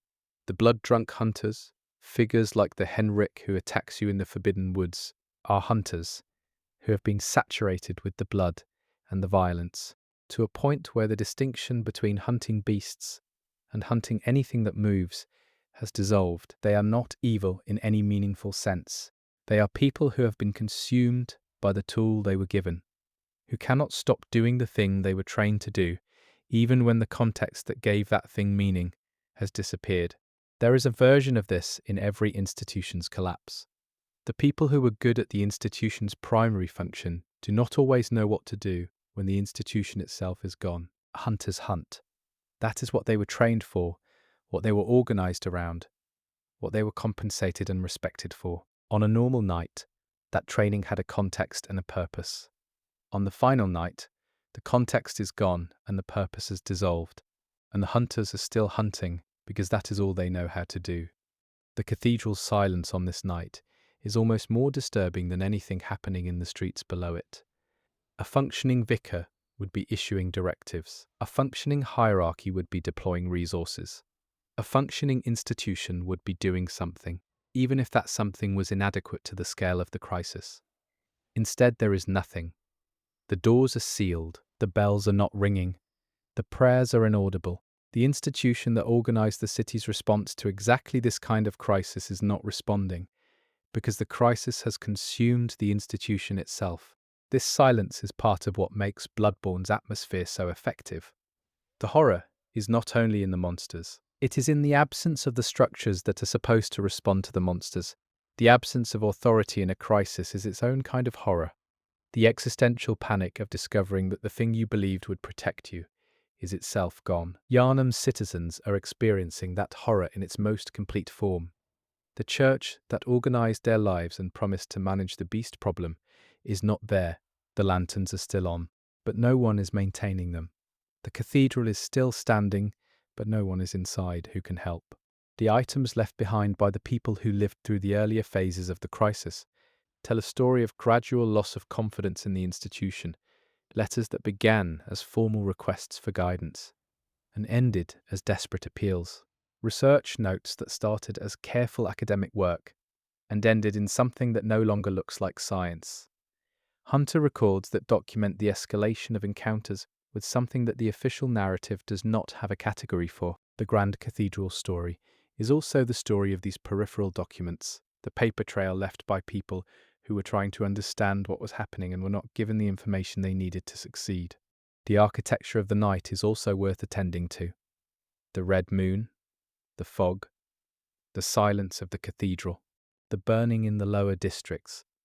The specific quality of Yharnam's light on this final night is different from what it must have been during the city's ordinary life. The game conveys this through atmosphere rather than exposition, but you feel it in the streets. Something is different about this night. Something that is not just the usual crisis management situation has presented itself. The city knows it, on some level. The buildings know it. The cathedral, sealed and silent, knows it in the way that buildings know things, which is through what they are full of and what they are missing.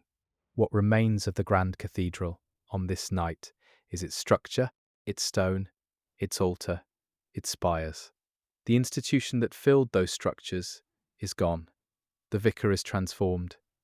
The choir is dissolved. The regular clergy are dead or transformed. The hunters are blood-drunk or gone. The lower clergy are among the mob in the streets. What remains is a building that was built to last, that was built as a monument to the institution's confidence in its own permanence. That is standing exactly as it was built to stand, while everything it was built to contain and organize has dissolved around it. The Grand Cathedral will likely still be standing after the night of the hunt is over, assuming anything is standing, assuming the city itself survives in any recognizable form. Stone does not care about the decisions made within it. The cathedral's permanence is one of the most ironic things about it. The institution was not permanent. The building is. The mission was not accomplished. The architecture remains. This is perhaps the final statement the Grand Cathedral makes. Not the statement its builders intended, which was something about the permanence of the church's mission and the inevitability of its success, but a statement about the relationship between human ambition and human construction, about the way that what we build outlasts what we intend, about the permanence of stone versus the impermanence of the decisions made within it. The healing church is gone. The Grand Cathedral is not on the night of the hunt, with the red moon above and the city burning below. The cathedral stands exactly as it was built to stand, its spires reaching as they were always designed to reach, towards something above and beyond the human world, whether that something is there, whether it was ever there, whether the reaching ever meant anything. Those are questions the building cannot answer. It can only reach. That is all it was ever built to do. And so it stands, and it reaches, and the night goes on, and Yharnam burns beneath it, and somewhere in the upper chambers the last celestial emissaries pulse and drift, still reaching with whatever they have become, still going toward whatever the choir was pointing them at, still making the journey that began in the cathedral's upper ward and has no visible end, still reaching, always reaching.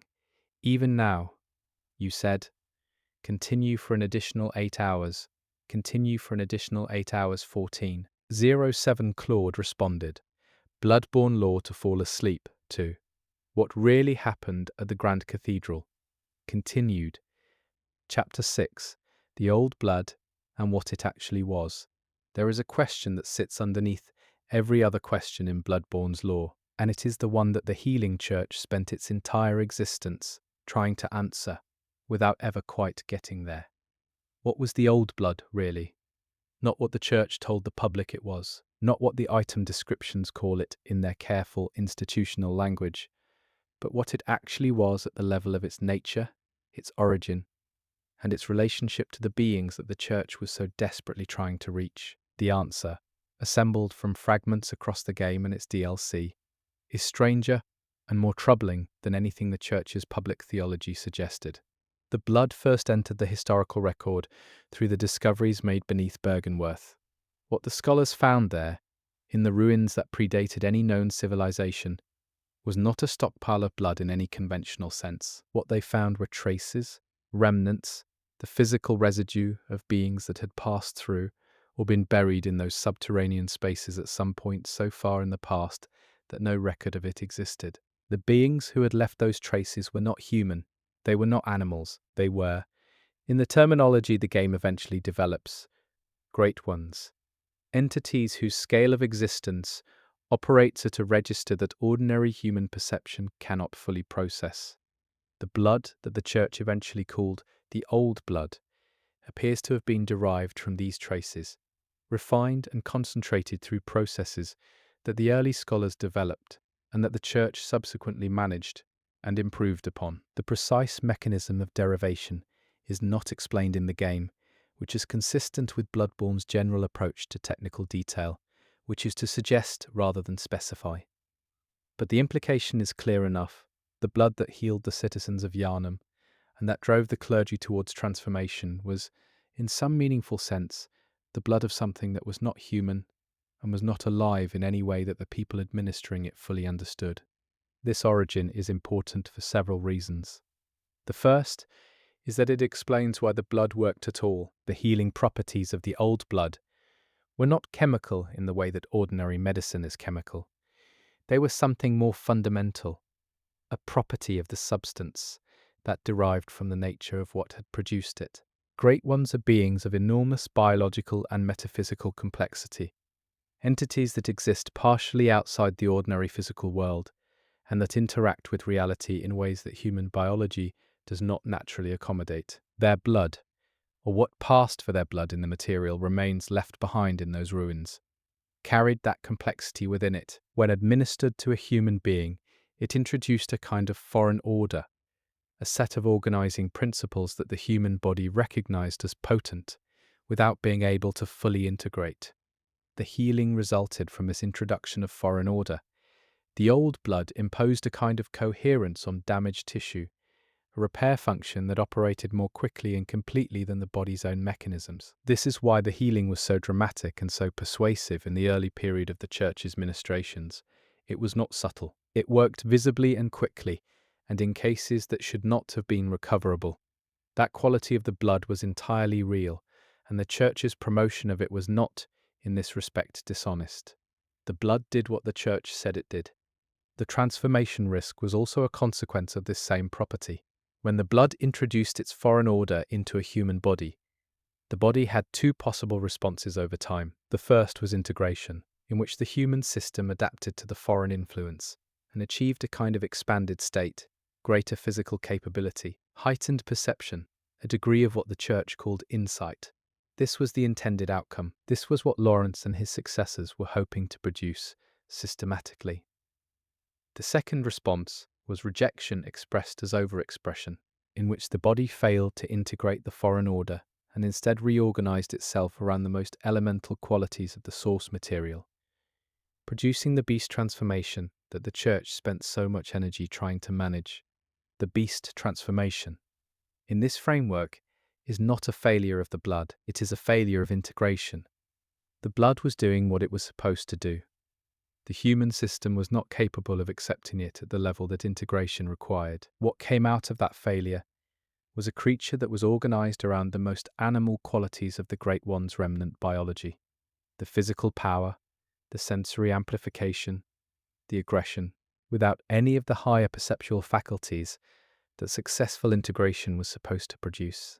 A beast was, in one technical reading of the law, a human being who had encountered something divine and could only hold on to the lowest and most violent parts of it.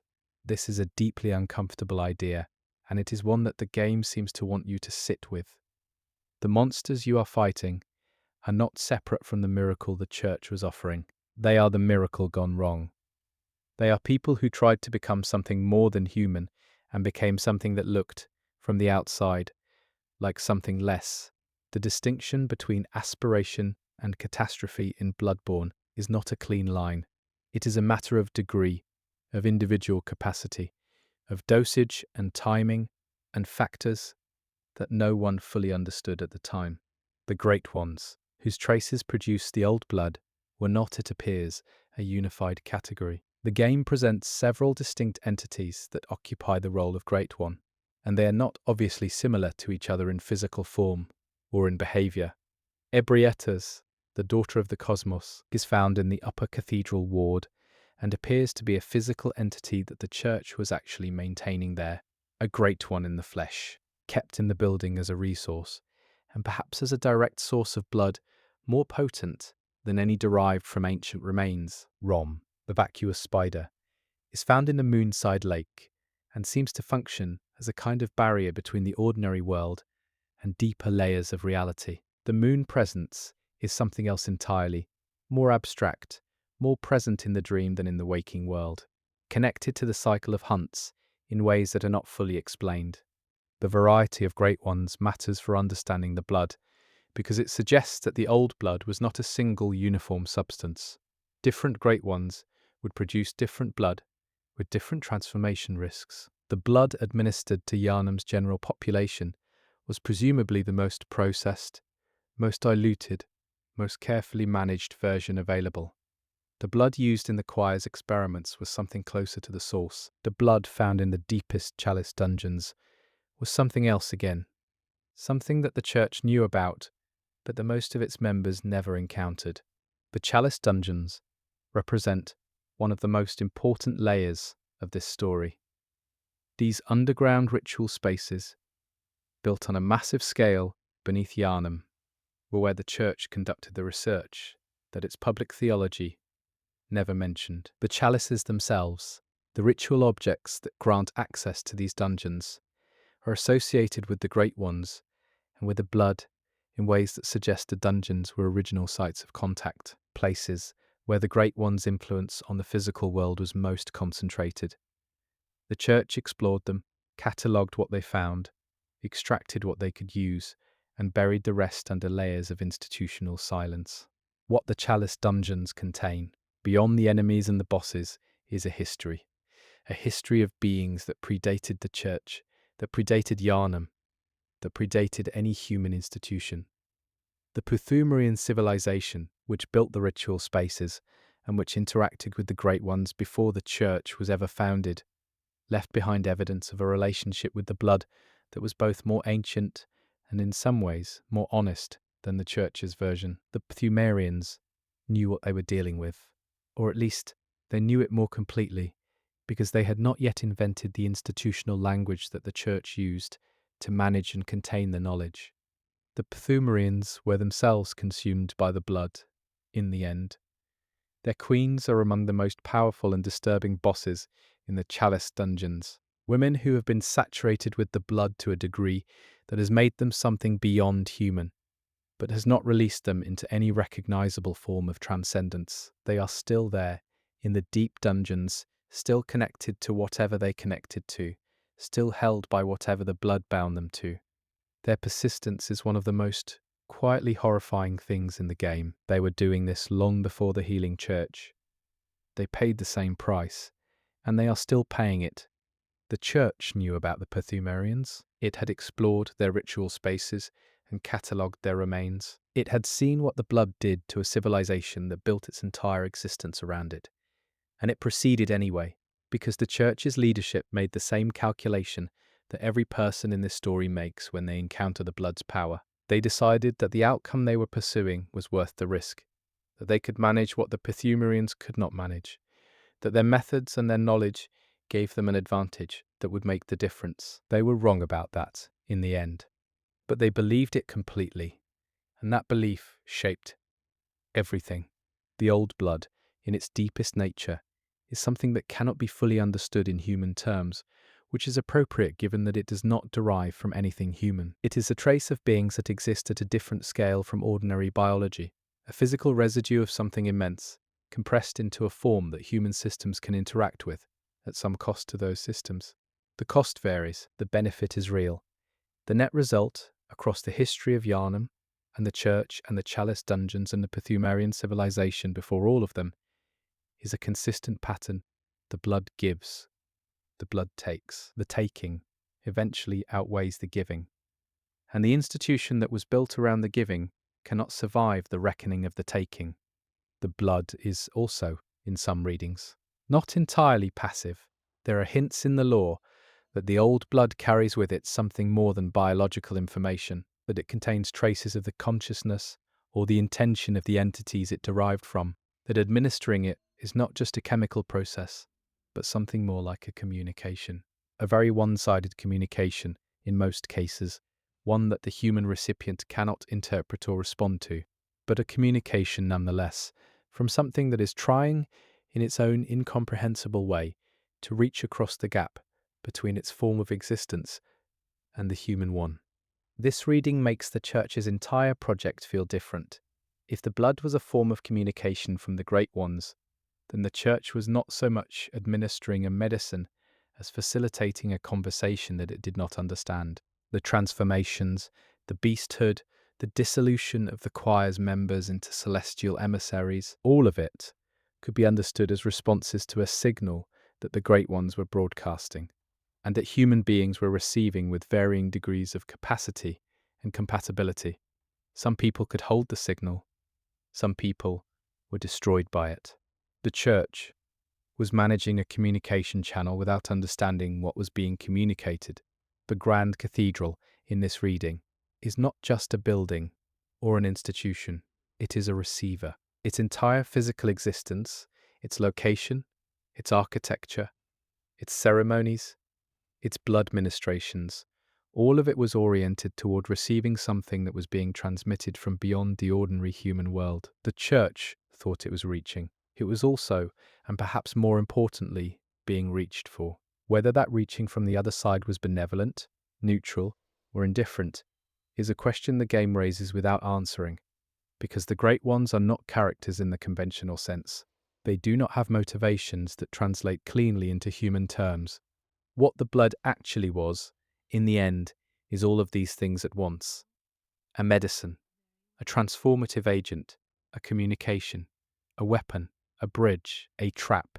Its nature contains multitudes, and no single framing of it is adequate to capture what it did to Yharnam and to the people who built their lives around it. The Church tried to understand it through the framework of theology and then through the framework of science, and neither framework was capacious enough to hold it.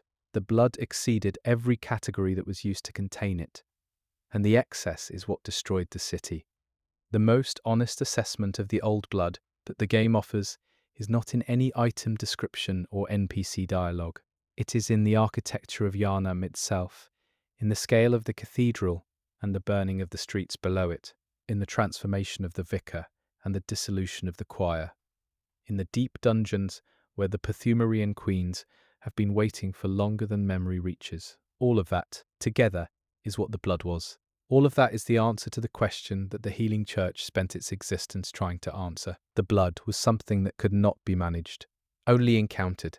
And the encounter, at whatever scale it occurred, always cost more than anyone who entered it was prepared to pay. That was the old blood. That was what the Grand Cathedral was built around. That was what Yharnam was, in the deepest sense of the word, dedicated to.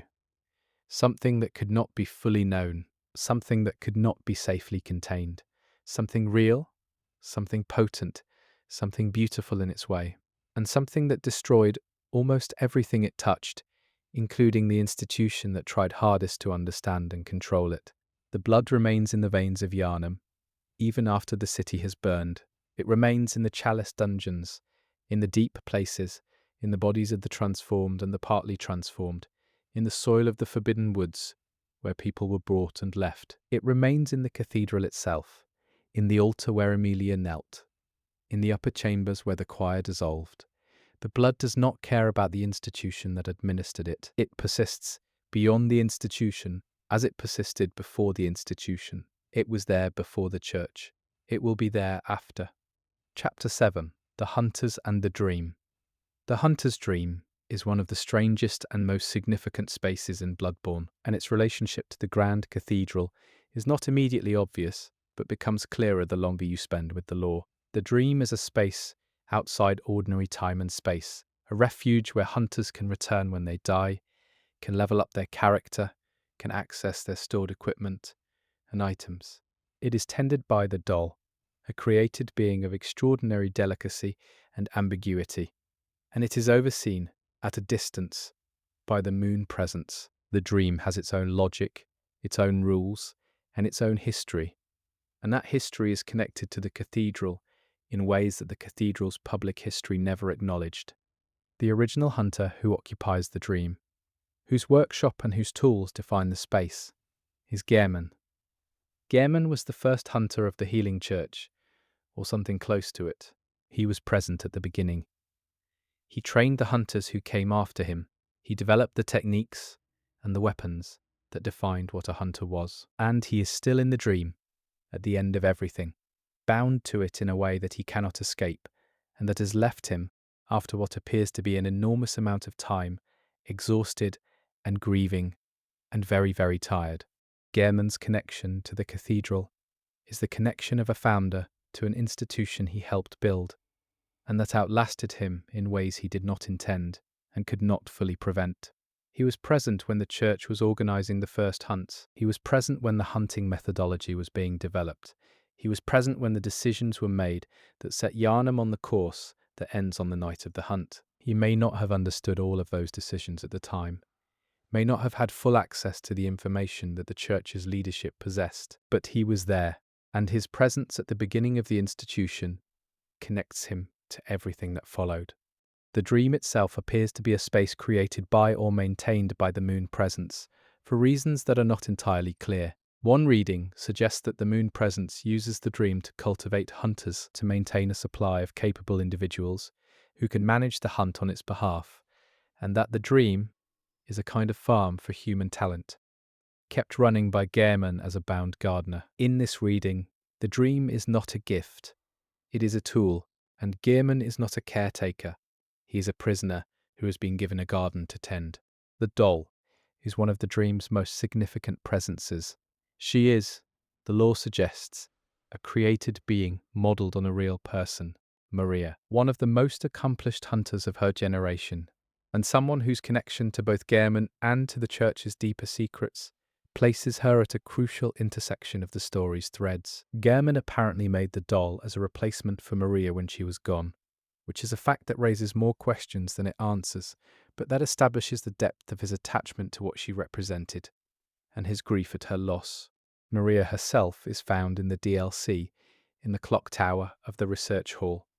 As a boss, she is one of the most skilled and tragic figures in the game, a hunter who learned something she could not unknow about the Church's methods, and that knowledge destroyed her relationship with everything she had committed herself to. She sealed herself away, rather than continuing to participate in something she could not reconcile herself with.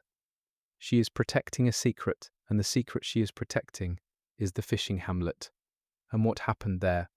The fishing hamlet is the site of one of the most disturbing things the Church did in pursuit of its goals. The villagers there had, through their proximity to the sea and to whatever lived in it, developed a connection to a great one, specifically to Kos, who was found dead on the hamlet's shore. The Church, through the choir, came to the hamlet to exploit that connection. What they did there, in the name of research and in the name of the Church's larger project, was something that even the hunters who carried out the operation found impossible to accept afterward. The details are assembled from item descriptions and the environment of the fishing hamlet itself, and they are deeply unpleasant. The Church harvested something from the villages and from Kos. It took what it needed and left what it could not use. What it could not use was a community of people who had been used as instruments and discarded. Maria's rejection of the Church came from her involvement in this event. She had participated in the fishing hamlet operation and was unable to live with what that participation had made her. Her sealing herself away in the clock tower is an act of self-punishment as much as concealment.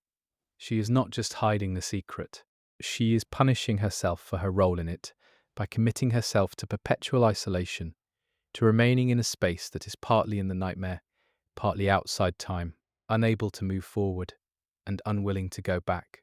Gehrman's grief for Maria, and the doll he made as a substitute for her presence, is the personal residue of all of this. He lost someone important to events connected to the Church's most serious transgression.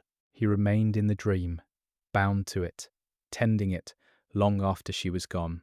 The doll is his attempt to hold on to something that the Church's choices had taken from him. It is an act of mourning expressed in construction, in the same way that the cathedral itself is an act of aspiration expressed in construction. Both are buildings that exist because the people who made them needed somewhere to put something they could not otherwise contain. The hunters who populated the Church's hunting apparatus in the period before the night of the game are known primarily through the Old Hunters DLC and through the items associated with them. In the main game, they were a remarkable collection of people, each of whom had their own relationship with the hunt and with the institution that organized it. Some of them were entirely sincere in their commitment to what the hunt was supposed to be.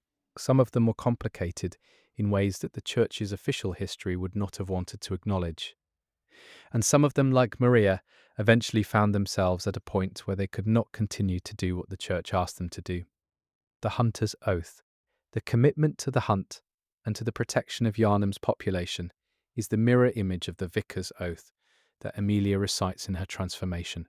Both oaths are expressions of genuine commitment. Both are commitments to an institution that did not deserve the level of trust that those commitments implied. Both end in tragedy, not because the people who swore them were weak or dishonest, but because the institution they swore them to was built on foundations that could not hold the weight of that level of faith.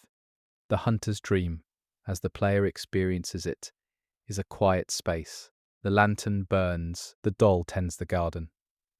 Gehrman rocks in his wheelchair in the corner, offering assistance and occasional pieces of lore, radiating exhaustion and something that might be guilt. The dream feels like the aftermath of something, which it is. It is the aftermath of everything. It is the space that remains when all of the institutions and all of the commitments and all of the oaths have been paid in full, and there is nothing left to do but maintain the garden and wait for the next hunter to arrive.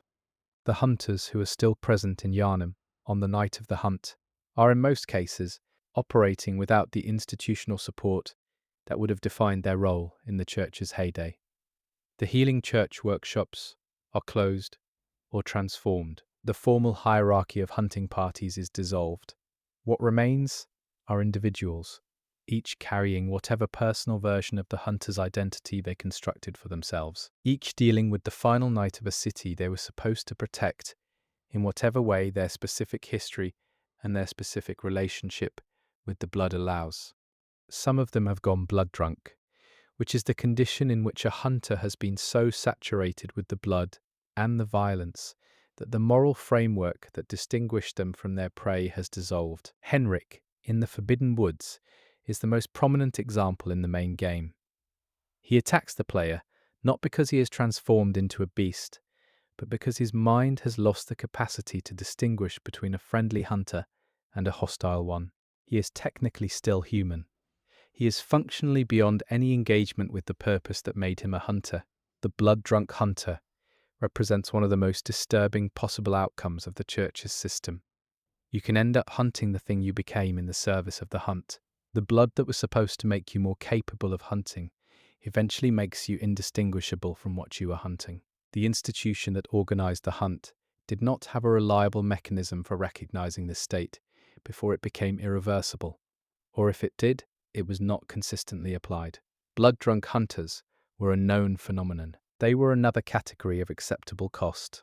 The hunter's dream persists through the night, outside of time, receiving the player's character every time death occurs, sending them back out into Yharnam to continue the hunt. The structure of this persistence is the structure of Bloodborne's gameplay, but it is also a lore element, an expression of the moon presence's management of the situation. The dream does not reset Yharnam, it resets the hunter. The city progresses towards its conclusion regardless of how many times the hunter dies and returns. The dream is not a loop, it is a safety net, kept in place by an entity whose reasons for maintaining it are not transparent. This is one of the things that makes the end of Bloodborne so significant. The choices available to the player in the game's final moments are all about what happens to the hunter's relationship with the dream and with the moon presence that maintains it. You can choose to end the dream, to be released from the cycle, to die in the ordinary sense and let Gehrman go free. You can choose to take Gehrman's place, to become the new caretaker of the dream, to be the next prisoner in the garden. Or you can choose to challenge the moon presence directly, to refuse both options, and to become something new, something that carries the blood's transformative potential to its furthest possible expression in the direction of insight rather than beasthood. None of these endings is simple. None of them is cleanly positive. The church's project, in whatever attenuated form it survives to the end of the game, does not resolve into a triumphant conclusion. The dream ends, or it continues. The hunter escapes, or becomes the new Gehrman. The world of Yharnam does not recover. The cathedral does not reopen. The blood ministrations do not resume. Whatever happens to the player's character at the end of the game, the city that the healing church built has been consumed by the thing the church built it around. That is the ending. There is no version where that is not the ending. The hunter's dream is the most honest space in the game, in a strange way. It does not pretend to be anything other than what it is, a space outside of time, where the consequences of the hunt are suspended long enough for the hunter to continue. It does not offer salvation. It does not offer absolution. It offers a lantern, a garden, a doll who asks how she can help, and Gehrman rocking in the corner, exhausted and grieving, waiting for the night to be over. That is the church's legacy, expressed in its most intimate form. A very tired man, in a garden, tending a dream that was never really his. The hunters who gave everything to the church, who swore oaths and carried weapons and went out night after night to do what the institution told them was necessary, are present in the dream, in a way, in Gehrman's exhaustion and in the weapons that line the workshop walls. Their commitment is recorded in the tools of their trade. Their sacrifice is absorbed into the institution that sent them out, as all sacrifices are absorbed into the institutions that demand them. And what remains is the institution's infrastructure, the workshop, the dream, the cycle, turning without them now, managed by someone new. The hunt goes on. That is what the dream means. The hunt goes on regardless of who is doing the hunting, regardless of what the hunting costs, regardless of whether the reasons for the hunt still make sense. The dream was built to maintain the hunt, and it maintains it with the patience of something that is not subject to time, with the diligence of a doll who asks how she can help and means it as much as anything in Yharnam ever meant anything. The dream persists, the lantern burns, and somewhere in the cathedral, the altar is empty, and the prayers are finished, and the night is still going. Chapter 8. The Research Hall and What the Church Did in the Dark.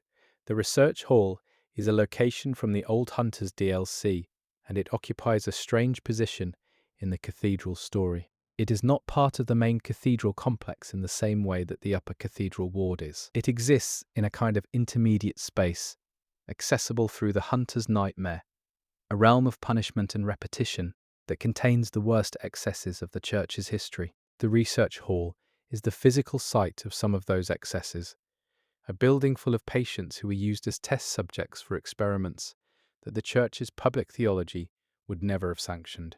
The patients in the Research Hall are in various states of transformation and distress.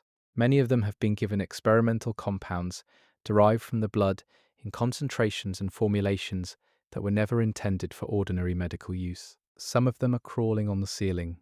Some of them are covering their eyes with their hands, a gesture that takes on specific meaning when you understand that the church's experiments were related to the accumulation of eyes, to the forcing of insight through methods that did not take the welfare of the subjects into account.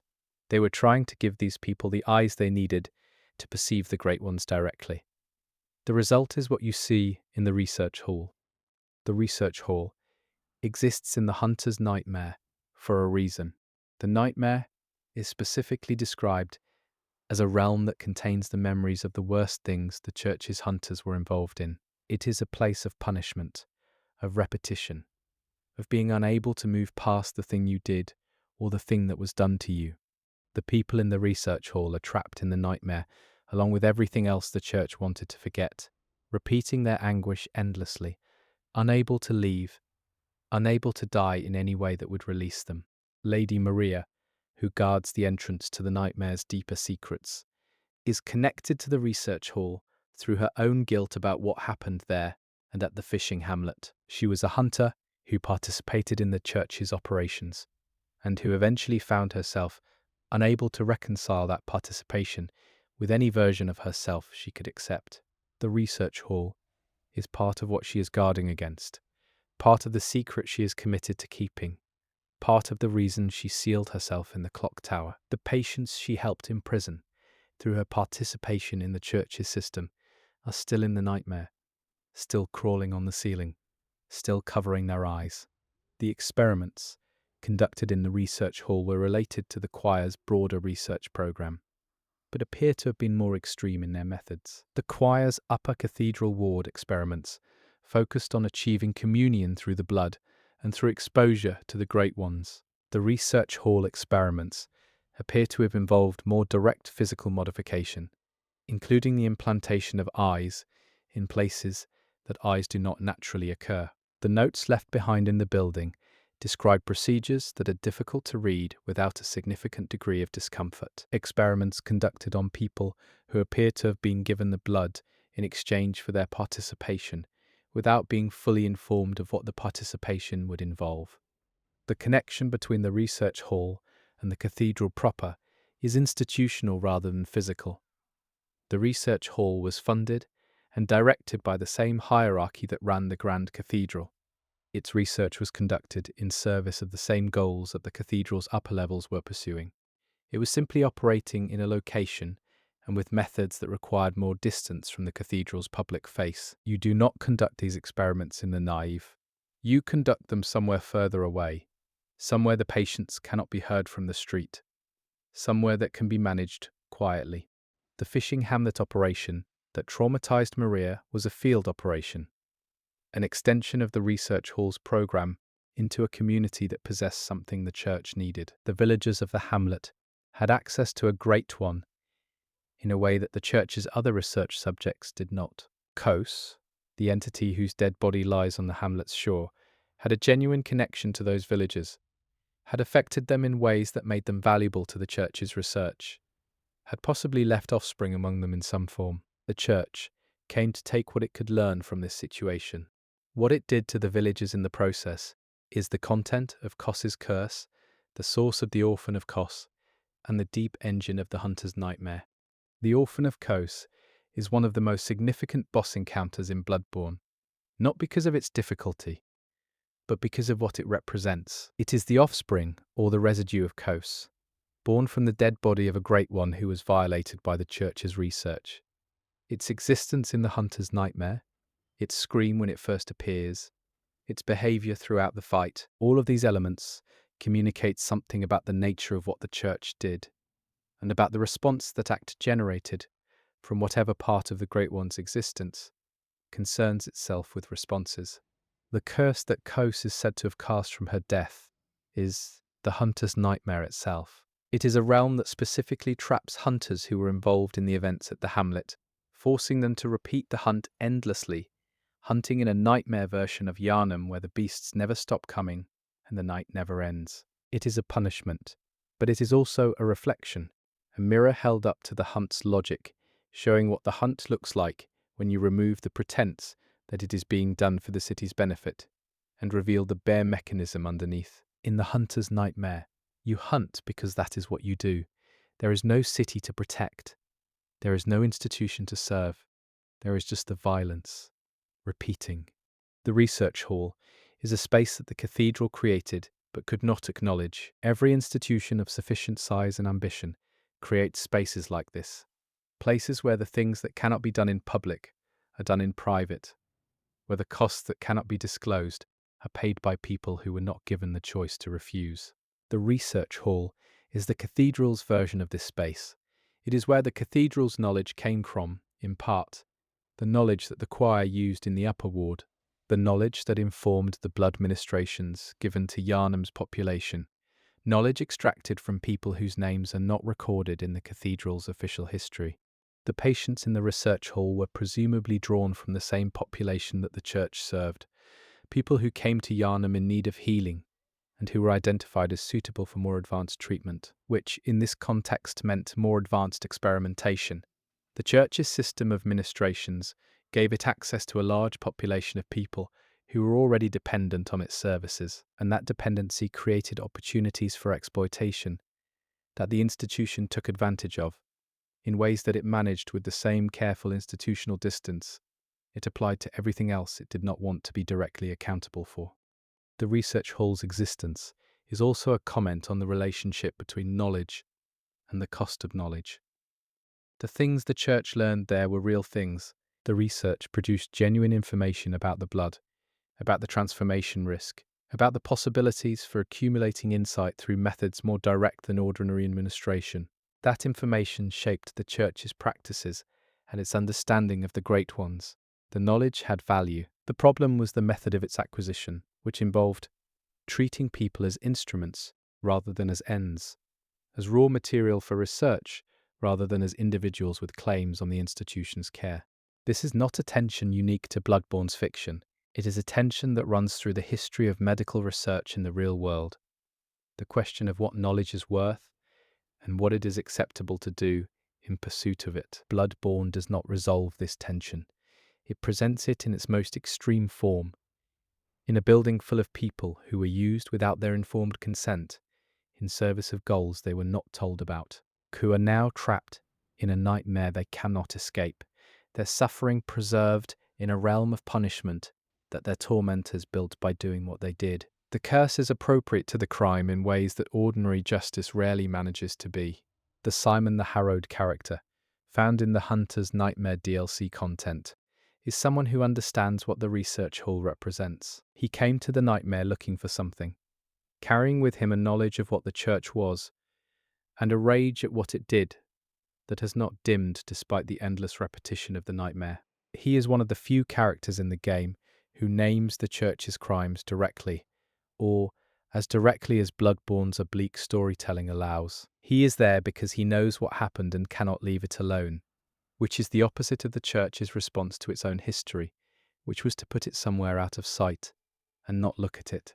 The research hall connects the cathedral's grand theological project to its most sordid operational reality, the aspiration toward communion with the great ones, the beautiful architecture, the choir singing in the upper reaches, the vicar praying at the altar.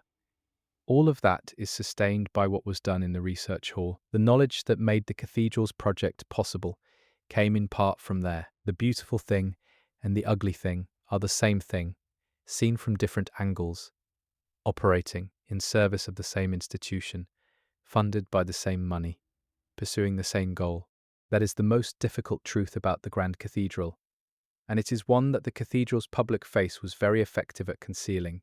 The beauty was real, the choir was really singing, the healing was genuinely happening, and the research hall was also real, and the patients were also really there, and both things were part of the same institution, both expressions of the same institutional logic, both consequences of the same original decision to pursue this goal by these means, and to manage the consequences quietly. The cathedral cannot be understood without the research hall. They are the same story. They are the same institution expressing itself in its public mode and its private mode. The lanterns in the nave and the patients on the ceiling are both products of the healing church. The vicar at the altar and the figures in the nightmare are both consequences of the choices made in the institution's upper levels. The beauty and the horror are not separate. They are two faces of the same building, looking in opposite directions, one toward the light and one toward the dark, serving the same master. This is what the Grand Cathedral really was, not just the beautiful public building that Yharnam was organized around, not just the corrupt institution that the beast plague exposed. Both of those things, at the same time, fully, the aspiration and the exploitation, the choir and the patients, the altar and the research hall, all of it, together, constituting an institution that was genuinely reaching for something real, and was doing genuinely terrible things in the process of reaching, and that managed the distance between those two facts with enough institutional sophistication that most of the people inside it never had to confront both things at once. The patients in the research hall are still there, in the nightmare, still paying the cost of the cathedral's knowledge. That is where this part of the story ends. Not in the cathedral, not at the altar, not in the upper ward where the choir dissolved into celestial emissaries, in a building full of people who were used and forgotten, preserved in a nightmare of the church's making, covering their eyes because something was done to their eyes that cannot be undone. They are the cathedral's most honest monument, more honest than the spires, more honest than the altar, more honest than anything that was ever sung in the nave. They are what the cathedral was willing to do, to become what it wanted to be. Chapter 9, Ebrietas and the Last Connection. Not a trace of one, not a blood derivation, not an influence filtered through the ministrations and the research, but an actual physical entity, alive or alive enough, housed in the cathedral's deepest accessible chamber. Ebrietas, daughter of the cosmos, is found in the altar of despair in the upper cathedral ward, and her presence there is one of the most significant facts about the cathedral's actual operation in its final period. The choir was not only researching the great ones from a distance, they had won. The circumstances under which Ebrietas came to be in the cathedral are not fully explained, which is consistent with how Bloodborne handles most of its most important revelations. What the lore suggests, pieced together from item descriptions and from the layout of the Is Gravestone Chalice dungeon, is that Ebrietas was found in the great Is Chalice dungeons and was brought, or perhaps chose to come, to the cathedral. She is described as a great one who was left behind, who missed contact with others of her kind, who was alone in a way that the lore suggests was not her natural condition. The church found her and, in its characteristic fashion, recognized an opportunity. The opportunity Ebrietas represented was direct access to a great one, not through traces and blood derivations, but through the entity itself. The choir's research program was fundamentally oriented toward this kind of access, toward closing the gap between the human and the great one, rather than bridging it through the imperfect medium of the blood. Having a great one physically present in the building was, from the choir's perspective, an extraordinary resource, something that made possible experiments and forms of communion that would otherwise have been unachievable. The choir made contact with ebrietas. The communion rune, which is associated with the choir's methods and which provides the player with an increase in total blood vials, is described as representing their secret rite, the means by which they attempted to commune with ebrietas, and through her, with the cosmos she was connected to. This communion appears to have been at least partially successful, in the sense that the choir was able to establish some form of communication or connection with her. What that connection produced, what information or capacity it gave them, is embedded in the transformation of their members into celestial emissaries and in the advanced knowledge that distinguishes the choir's understanding of the Great Ones from that of the rest of the Church. Ebrietas herself is a genuinely ambiguous entity. When you fight her, she begins the encounter in a posture that looks like prayer or grief, her enormous tentacled body hunched over the altar in a position that echoes Amelia's kneeling posture below. She is not immediately aggressive. She has to be provoked into the fight. This posture has been read in multiple ways. One interpretation is that she is mourning, that she is expressing the loneliness described in the item descriptions about her being left behind. Another is that she is in communication, that the position is one of active connection with something the player cannot perceive.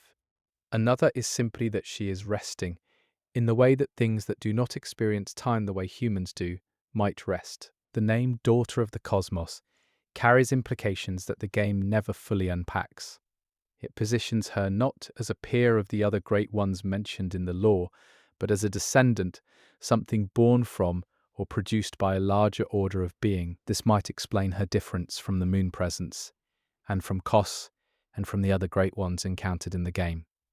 She feels younger, in some sense, or at least less absolute. She is powerful beyond any human measure, but she has a quality of incompleteness that the other entities do not have. The lore that describes her as being left behind reinforces this. She is a great one who did not go where the others went, who remained when the others departed, who has been alone in a way that the others presumably are not. Her relationship with the choir is therefore not simply one of exploitation, or not only that, there is something in the lore that suggests ebrietas may have participated in the connection more actively than a passive research subject would. Whether this constitutes genuine consent in any meaningful sense is a question the game cannot answer, because the frameworks for consent and intention that apply to human beings do not straightforwardly apply to an entity operating on ebrietas' scale of existence. What can be said is that the relationship between the choir and ebrietas was more complex than the simple exploitation that characterized the Church's other acquisitions. The blood that ebrietas provided, or that was derived from her presence in the cathedral, was presumably the most potent version of the old blood that the Church had access to. The hierarchy of the blood in Bloodborne runs from the processed and diluted version given to ordinary citizens at the bottom, through increasingly concentrated and powerful forms, up to something like a direct derivation from a living great one at the top. Ebrietas' presence in the cathedral put the choir very close to that top. The celestial emissaries, who are associated with the choir's communion with ebrietas, represent what happens when human beings are exposed to something that close to the source. The altar of despair, the room where ebrietas is found, has a name that does not appear to be architectural description. Altars of despair are mentioned in the Chalice dungeon lore in connection with specific rituals performed at the extremity of the Church's blood research. The name suggests not just a location, but a state, a condition of the people who came to this altar, and of what was done there. Despair in this context might refer to the choir's state of being at this point in the institution's history. The recognition that the project they had committed themselves to was producing results that were not what they had intended, that the communion they had achieved was dissolving them rather than elevating them. Or it might refer to ebrietas' state, a great one who has been left behind, who has been housed in a human institution, who has been used as a research resource by beings far below her scale of existence, who has watched the institution around her dissolve, while she remains, might have something that could be called despair, if great ones are capable of despair. Her posture at the altar when you find her, is one that a human being in despair might take. That may be anthropomorphization. It may not be. The presence of a great one in the Grand Cathedral changes the nature of the building's story in important ways. It means the cathedral was not only an institution that was reaching toward the great ones, it was an institution that had caught one, or had one that came to it, and had built its most advanced research around that proximity. The gap between the cathedral's public function and its private reality was even larger than the gap between the nave and the research hall. It extended all the way to an entity that was not human, had never been human, and that was housed in the building like a very large and very complex research instrument. The ethical implications of this are something the game does not adjudicate. Ebrietus's capacity for suffering, for preference, for anything that would ground a claim about how she should have been treated, is not established with enough clarity to make a confident moral judgment. She is enormous. She is alien. She is powerful enough to kill the player many times over. And she is also, possibly, lonely. Those things are all simultaneously true. The church used her. Whether she was wronged by being used, in the way that the research hall patients were wronged, is a question that requires certainty about her inner life that the law does not provide. What is clear is that the church's relationship with Ebrietus was the most direct expression of what it had always been reaching toward, and that the results of that proximity were the celestial emissaries, people who got as close as they could get to the great one they had been trying to reach, and were transformed by the closeness in a way that removed them from the human world without delivering them to any recognizable version of the great one's world. They became something in between, floating things with oversized heads, drifting in the cathedral's upper chambers, still reaching, without anything to reach with. Ebrietus is still there when the player arrives. She is still at the altar. The choir is gone, dissolved into the emissaries, and the emissaries are there too, in the rooms around her. The cathedral is sealed. Amelia is gone. The institution is dissolved. And Ebrietus is at the altar, in her posture of grief or prayer or simple persistence, a great one who was left behind by her own kind and then left behind by the institution that found her, still in the building that was built around her, still connected to whatever the cosmos she is the daughter of is doing. Her persistence is the cathedral's last and most extraordinary fact. After everything the healing church built and destroyed, after the transformations and the nightmares and the beast plague and the choir's dissolution, there is a great one in the altar room of the Grand Cathedral, still there, still doing whatever she does, whatever it is that great ones do when the human beings around them have finished their catastrophes and fallen silent, still a connection to something beyond the ordinary world, still a trace of what the church was trying to reach, still the closest thing to an answer that the cathedral produced. The church asked a question. It asked it badly, at tremendous cost, through methods it should not have used. From a position of power, it misused. But Ebrietus is in some sense the answer. She is what it looks like when the human world and the Great One's world occupy the same physical space. She is beautiful and terrible and incomprehensible and alone. She is still there. Chapter 10. What the cathedral means now. Every building accumulates meaning over time. The Grand Cathedral of Yharnam accumulated more meaning, and stranger meaning, than almost any building in fiction. And it did it over the course of a single game that refuses to explain itself clearly and asks you to assemble the explanation from fragments. What the cathedral means, after all of this, is not a single thing. It is a structure that has been layered with significance by the events that happened within it and around it, and those layers do not resolve into a single statement. They sit on top of each other, sometimes contradicting each other, sometimes reinforcing each other, constituting a building that is more complex as a symbol than any individual reading of it can fully account for. The first layer is the architectural meaning, the meaning that the building projects through its physical form. The Grand Cathedral is a building that believes in itself. Its scale, its materials, its verticality, its position at the top of Yharnam's geography, all of these communicate confidence, permanence, authority. This is what the cathedral was built to say.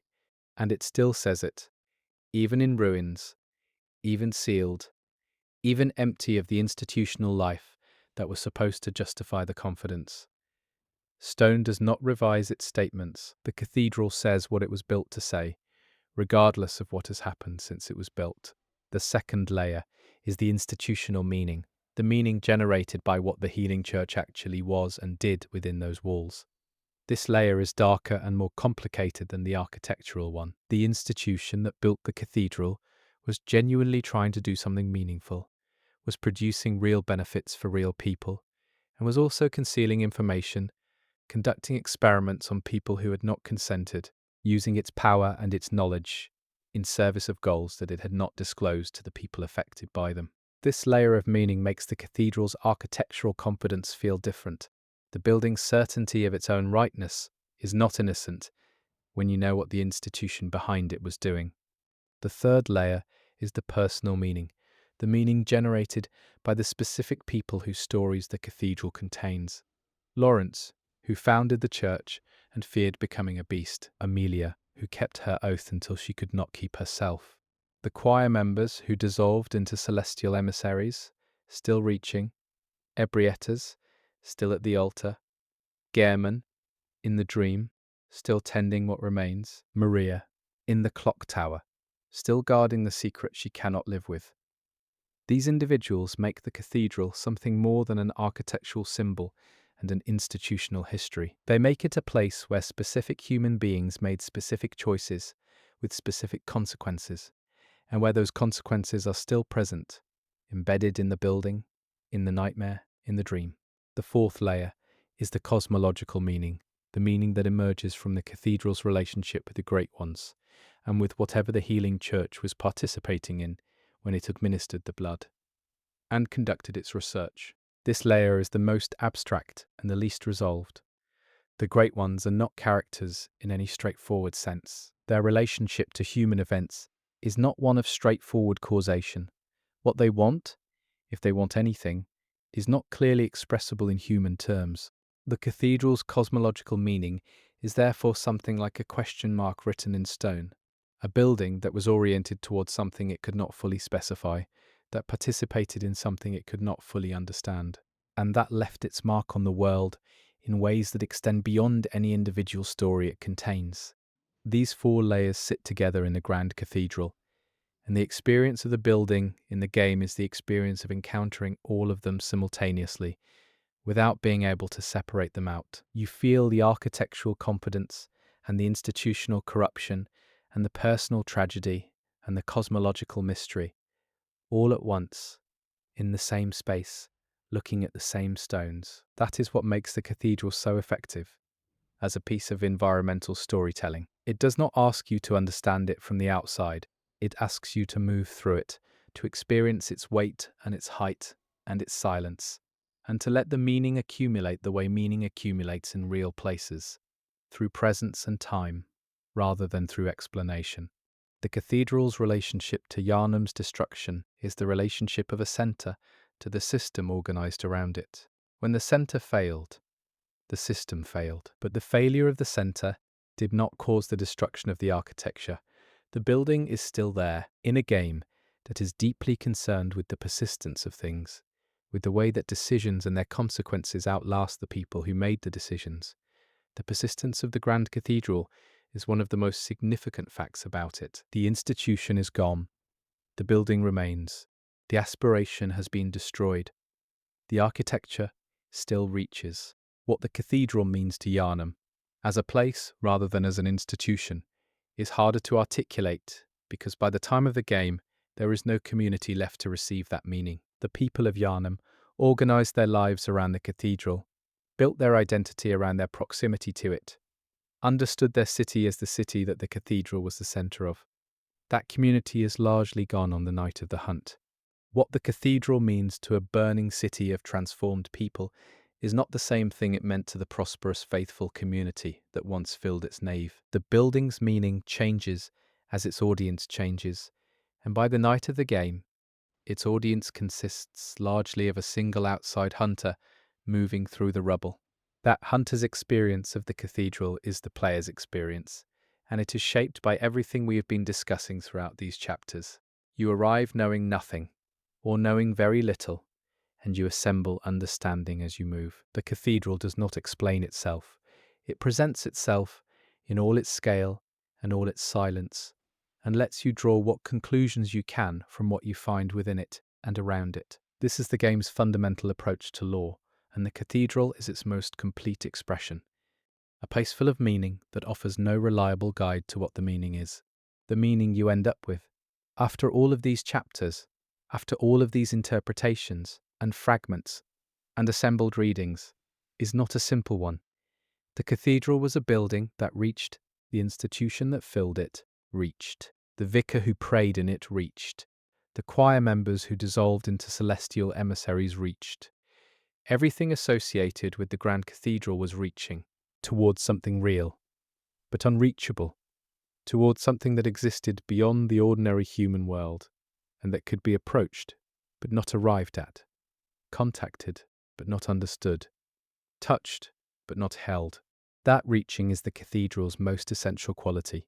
It is what the building was built to do, what the institution was built to do, what every person in this story was doing in their own specific and particular and irreplaceable way. They were reaching.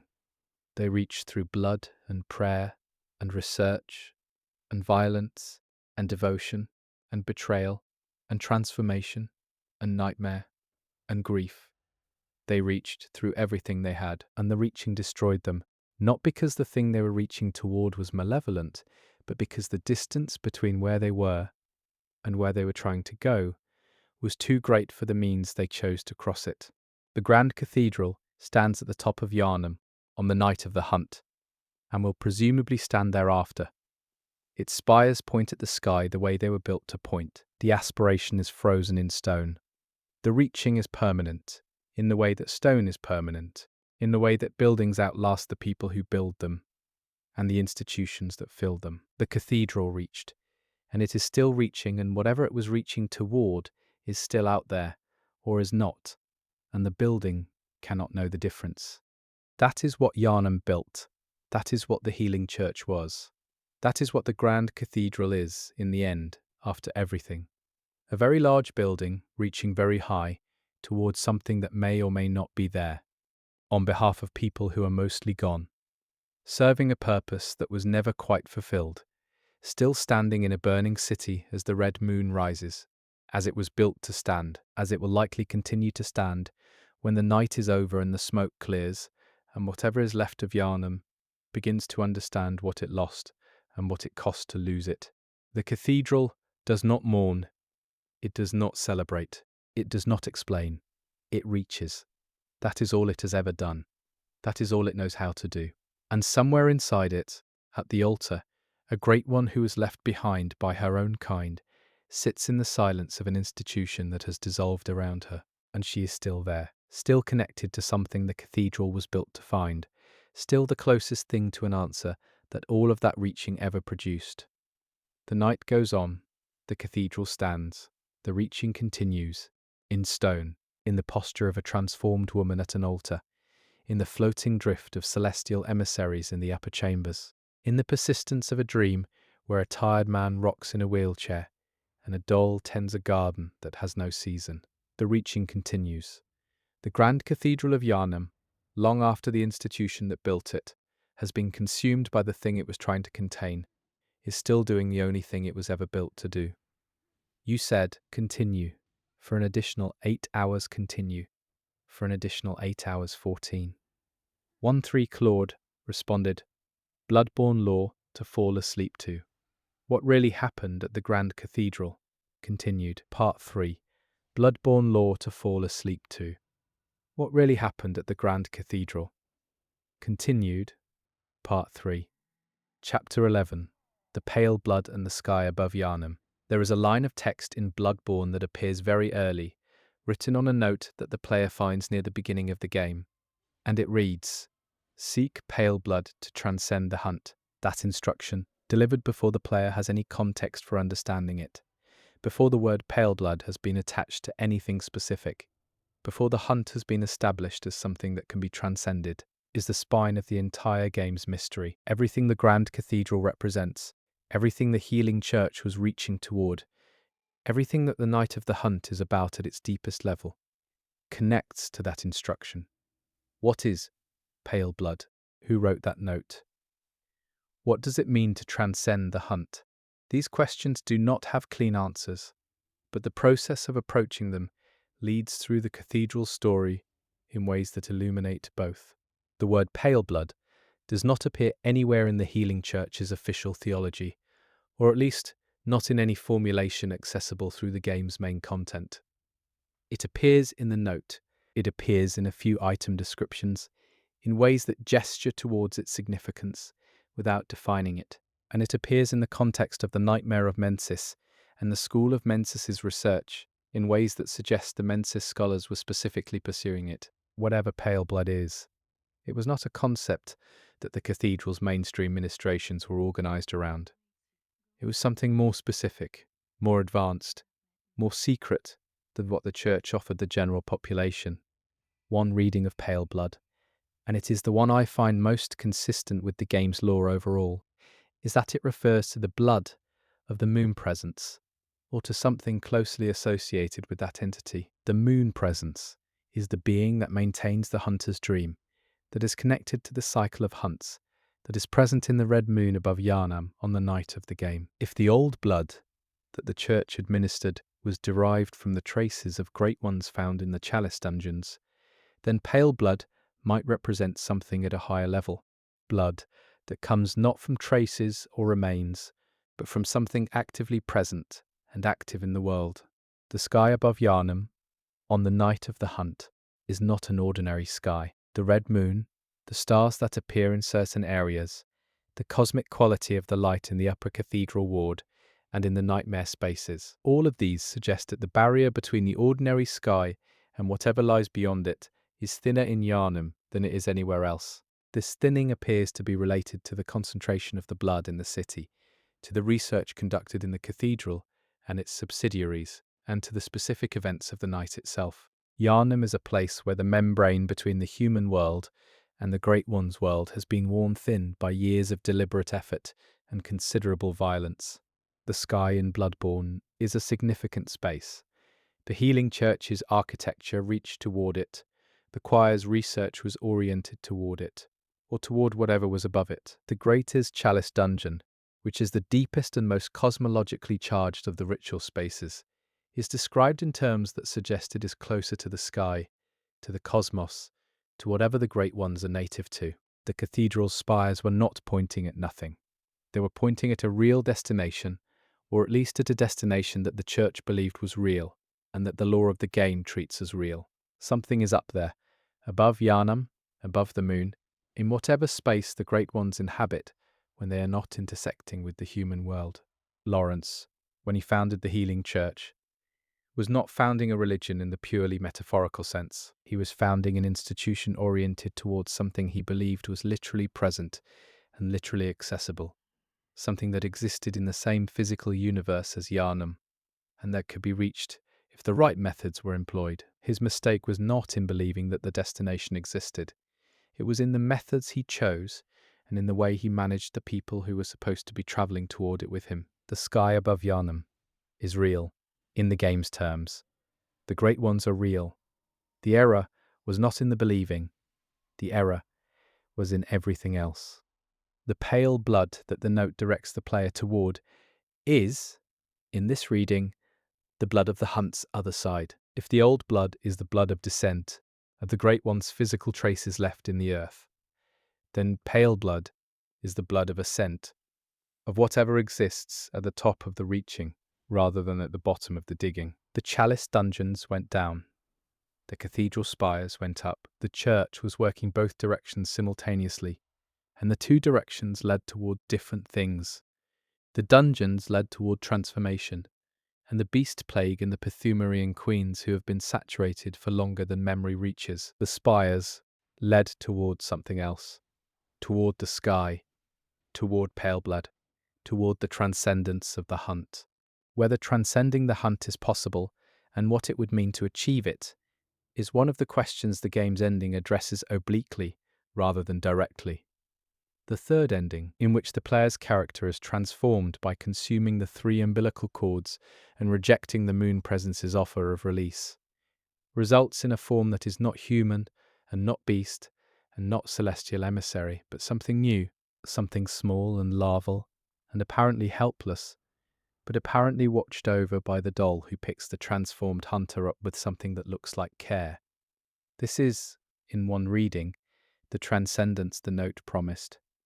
It is not grand, it is not triumphant. It is tiny and strange, and entirely uncertain. But it is something that the hunt cannot contain, something outside the cycle, something that came out the other side of Yharnam's night as a different kind of thing than it went in as. The cathedral's relationship to this possible transcendence is as a failed attempt at it. The church was trying to get people to the third ending, metaphorically speaking, to produce individuals who had been elevated past the ordinary human condition into something that could stand in a genuine relationship with the Great Ones. It failed, repeatedly and catastrophically, because the methods it chose were not adequate to the goal, and because the institutional interests that governed the church's operation were not fully aligned with the genuine pursuit of that goal. The church wanted transcendence, and it wanted power, and it wanted relevance, and it wanted the city's faith, and it wanted revenue, and it wanted control, and all of those desires pulled in different directions, and ultimately prevented the single-minded pursuit that genuine transcendence, if it is possible at all, would probably require. The sky above Yharnam watched all of this.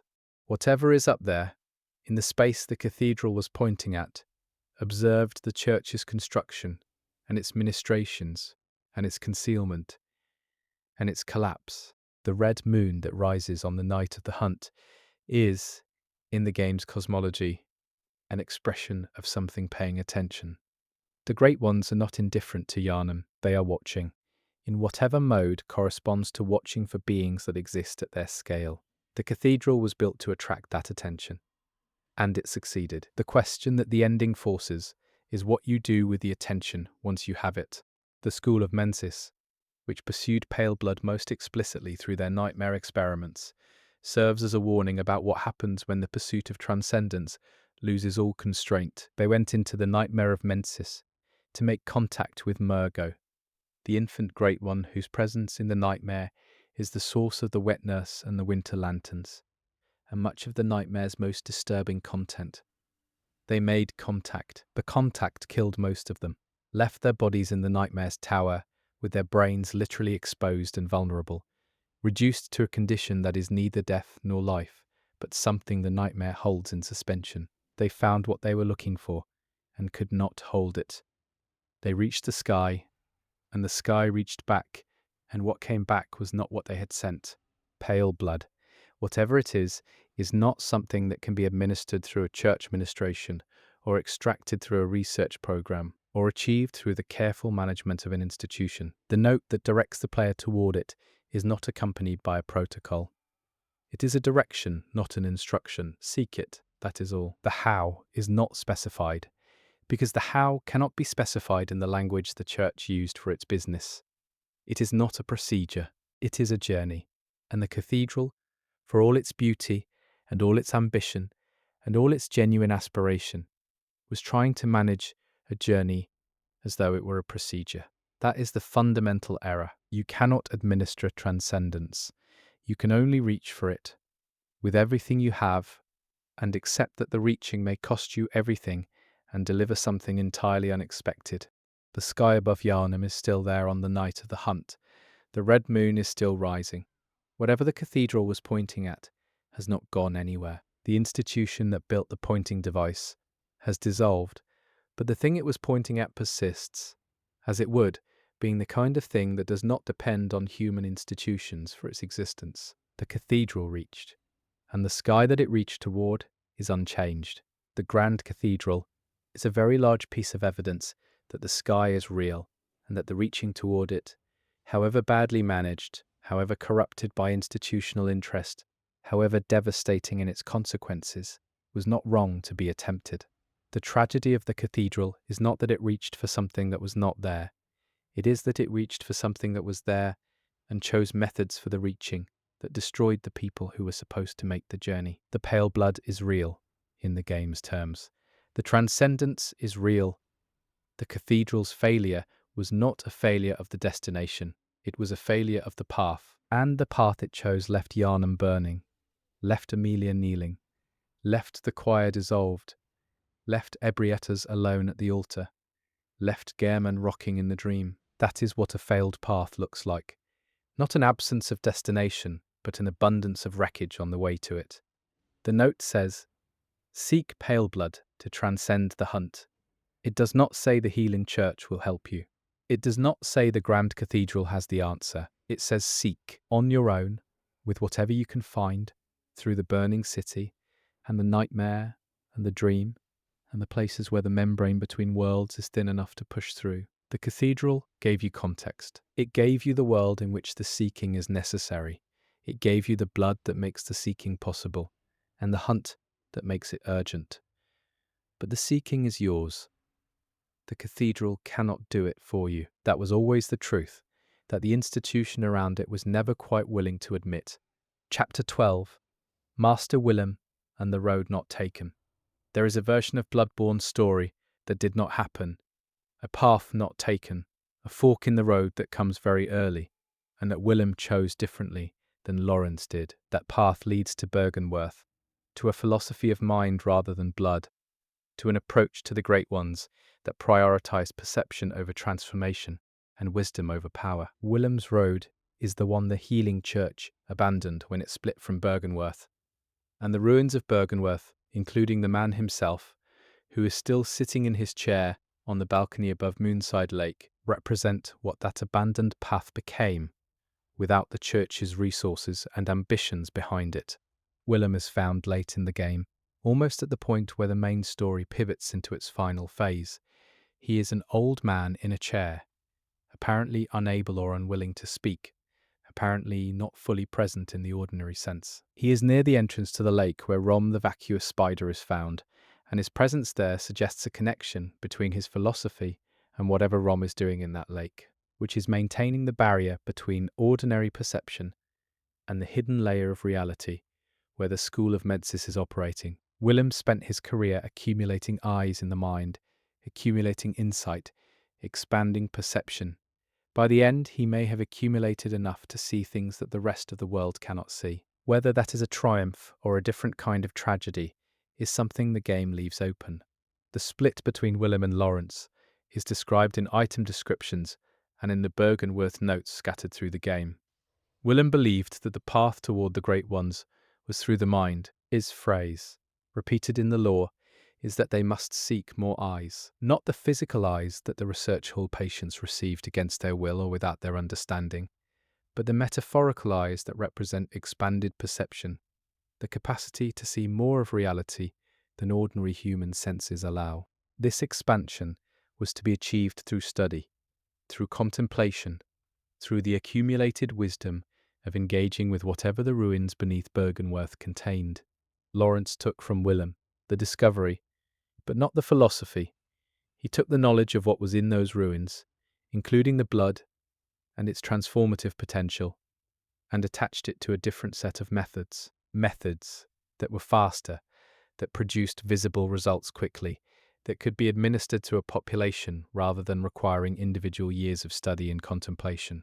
The blood was a shortcut, in a sense. It was a way of forcing the expansion of perception through biological means, rather than waiting for it to emerge through intellectual ones.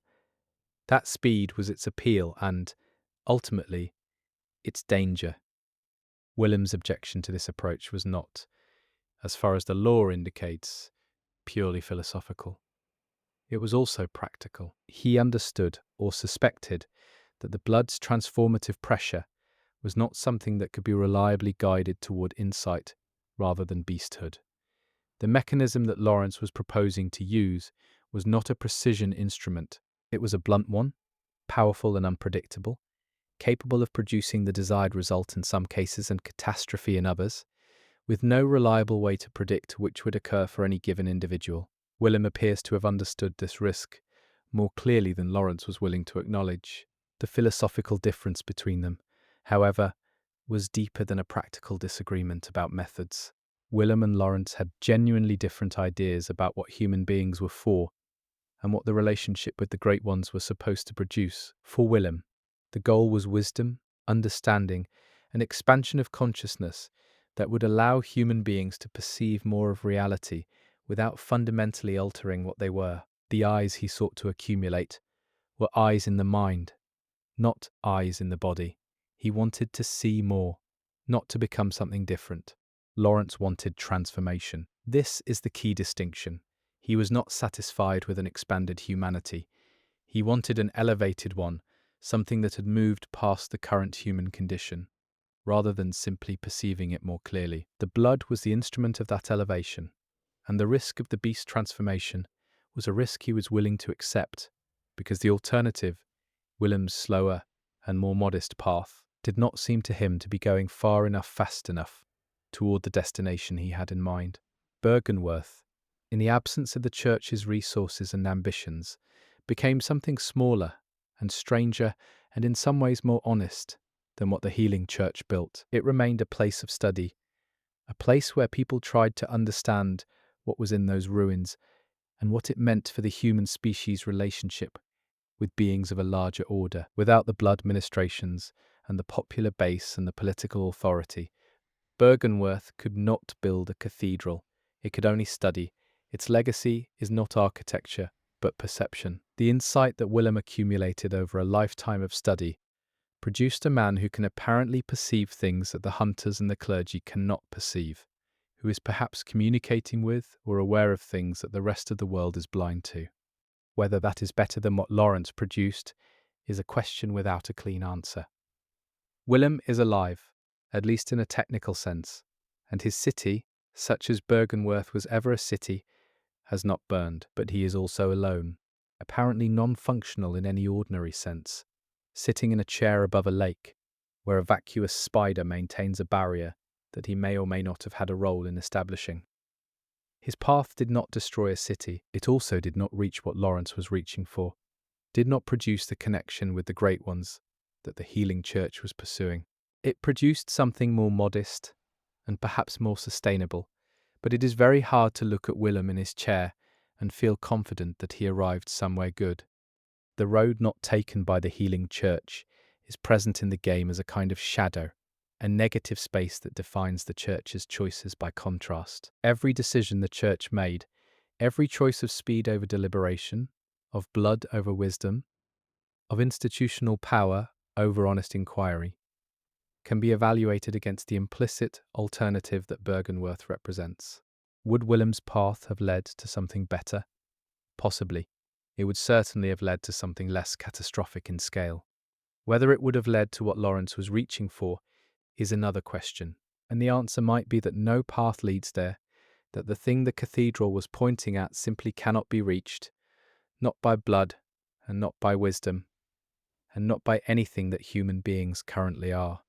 That possibility, that the destination was always unreachable, is one of Bloodborne's most uncomfortable implications. It is the possibility that the Grand Cathedral was built towards something that did not, in the final reckoning, care whether it was reached or not, that the Great Ones are not waiting to be contacted, not interested in being reached for, not particularly affected by the various human efforts to establish communication with them, that the sky above Yharnam is real, and something is up there, and it has its own concerns that have nothing to do with the healing church's aspirations, that the reaching, however sincere and however devastating in its consequences, was never going to accomplish what it was trying to accomplish. This possibility does not make the cathedral meaningless. It does not make Emilia's prayer empty, or Gehrman's grief invalid, or the choir's experiments merely foolish. It makes them tragic in a particular way. The way that things are tragic when they are genuine and sincere and committed and entirely unable to achieve what they were aimed at. The cathedral reached towards something real. The reaching destroyed almost everything around it. The thing it was reaching toward did not move to meet it. That is a complete and terrible story, and it does not require any individual in it to be evil or stupid to be true, just human, just reaching, with everything available, towards something too far away. Willem's path might have produced a smaller, more contained version of the same tragedy. Or it might have produced something different, a quieter inquiry into the nature of the great ones that produced insight without catastrophe. The fact that we cannot know is part of the point. The road not taken is not available for evaluation. It exists only as a contrast to the road that was taken, as a way of seeing the Church's choices for what they were rather than for what they had to be. The healing Church chose speed and scale and blood. Berg and Worth chose patience and study and perception. Both of them were trying to understand the same thing. One of them burned down a city in the process. The other produced an old man in a chair above a haunted lake. Neither of them got there. Both of them kept going anyway. That persistence in the face of everything is perhaps the most recognizable thing in this entire story, the most human thing, the most understandable thing, the tendency to keep reaching, even when the reaching is clearly not working, because stopping the reaching means accepting that the destination might not be there, and that acceptance is harder than any transformation the blood can cause. The Grand Cathedral and the ruins of Bergenworth are the two roads, frozen in stone. One, enormous, ambitious, and ruined. One small, quiet, and strange. Both still standing, both still pointing in approximately the same direction.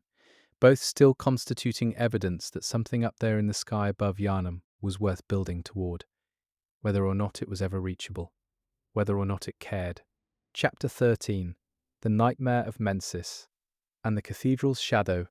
The Nightmare of Mensis is the furthest point in Bloodborne's geography from the Grand Cathedral, and it is also, in terms of institutional history, the direct descendant of everything the cathedral represented. The School of Mensis was a faction within the Healing Church that pursued the same goals as the choir, but through methods that went even further, into territory that the choir's experiments, disturbing as they were, did not fully enter. Mensis went into the nightmare. They went there deliberately, as a research program, as an institutional initiative. And what happened to them there is the most extreme expression of what the Church's reach eventually produced. The Nightmare of Mensis is a location that exists in a space adjacent to the ordinary physical world, a dream space, or a between space where the rules of ordinary physics and time apply differently, or do not apply at all. The School of Mensis accessed it through a ritual that involved the use of a brain, specifically a third of the umbilical cord of a Great One, in a ceremony that was intended to establish contact with Murgo, an infant Great One who is present in the nightmare. The ritual worked, in the sense that it established contact. It also killed most of the participants and left their empty bodies in the nightmare's tower, their minds gone somewhere else, their physical forms reduced to shambling husks, while their consciousness was presumably in contact with whatever they were reaching for. The Mensis scholars who survive in the nightmare, in the form that the player encounters them, are effectively empty. They move, they react, they carry lanterns that project a dangerous beam of light, but they are not present in any meaningful sense. Whatever they were as people has been replaced by the contact they achieved, or has been drawn out of them by it, leaving bodies that continue to function at some minimum level, while the selves that inhabited them are elsewhere or nowhere. They are the choir's celestial emissaries taken one step further. The emissaries retain some quality of presence, some drifting quality of still being in the building, still reaching. The Mensis scholars have lost even that. They are empty architecture, bodies that continue walking because bodies continue walking. The nightmare itself is organized around the Murgo's loft, the tower at the center of the nightmare space, where an infant cries endlessly. Murgo is never seen directly. Its presence is expressed through the crying, and through the wet nurse, the enormous black-winged entity that serves as the final boss of the area. Murgo is described as a stillborn child of the moon presence, which places it at a specific point in the cosmological hierarchy, below the moon presence, connected to it, but separated from it in a way that the crying suggests is distressing, to whatever degree infants of the Great Ones experience distress. The Mensis scholars wanted contact with Murgo because contact with a Great One, even an infant one, even a stillborn one, represented the closest possible approach to the kind of connection the Healing Church had always been pursuing. They were not interested in Murgo as an entity with its own needs or qualities. They were interested in it as a resource, as a means of achieving the communion that the choir's upper cathedral ward experiments had approximated, but not fully achieved. Mensis, in other words, made the same fundamental error as the rest of the church. They approached a being with its own existence as an instrument for their purposes. The cathedral's shadow falls across the nightmare of Mensis in several ways. The institutional logic that led to Mensis is the cathedral's institutional logic, taken to its end point, the belief that contact with the Great Ones was achievable, necessary, and worth pursuing. At whatever cost, the willingness to use people and things as instruments in service of that goal, the management of the risks and the consequences through concealment and distance, all of these are cathedral qualities that Mensis inherited and amplified. Mensis did not emerge from nowhere. It emerged from an institution that had already established that certain kinds of reaching were acceptable regardless of the cost.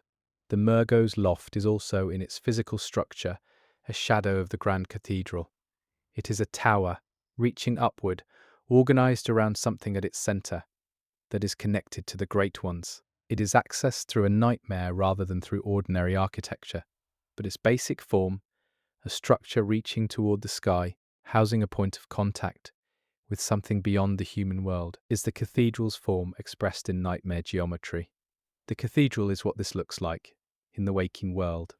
The loft is what it looks like when the waking world falls away and only the reaching remains. The wet nurse's presence as guardian of Murgo mirrors Amelia's presence as guardian of the cathedral's threshold. Both are enormous transformed figures, protecting access to something they are not fully aligned with in any simple way. Amelia was a person who became something else in the process of maintaining her post. The wet nurse is something that exists to maintain its function, regardless of what happens around it, regardless of what the infant it tends needs or does not need. Both of them are defined by their guardianship. Both of them will kill you if you approach. Both of them are ultimately unsuccessful in their guardianship, because the player moves past both of them on the way to whatever the game is building toward. The nightmare contains the most concentrated version of the insight cost that the cathedral's project always carried. Winter lanterns, the tentacled creatures that roam the nightmare's paths, drain insight from the player on sight. Insight is the game's representation of accumulated perception, of the eyes in the mind that Willem sought to accumulate. The winter lanterns drain it. This is not a mechanical inconvenience. It is a statement about what the nightmare does to perception. It takes the accumulated insight, the expanded awareness that the entire church project was trying to produce, and it removes it. The nightmare is a space where the accumulation that the cathedral was organized around is reversed, where insight becomes a liability rather than an asset, where seeing more means being seen by the things that drain you.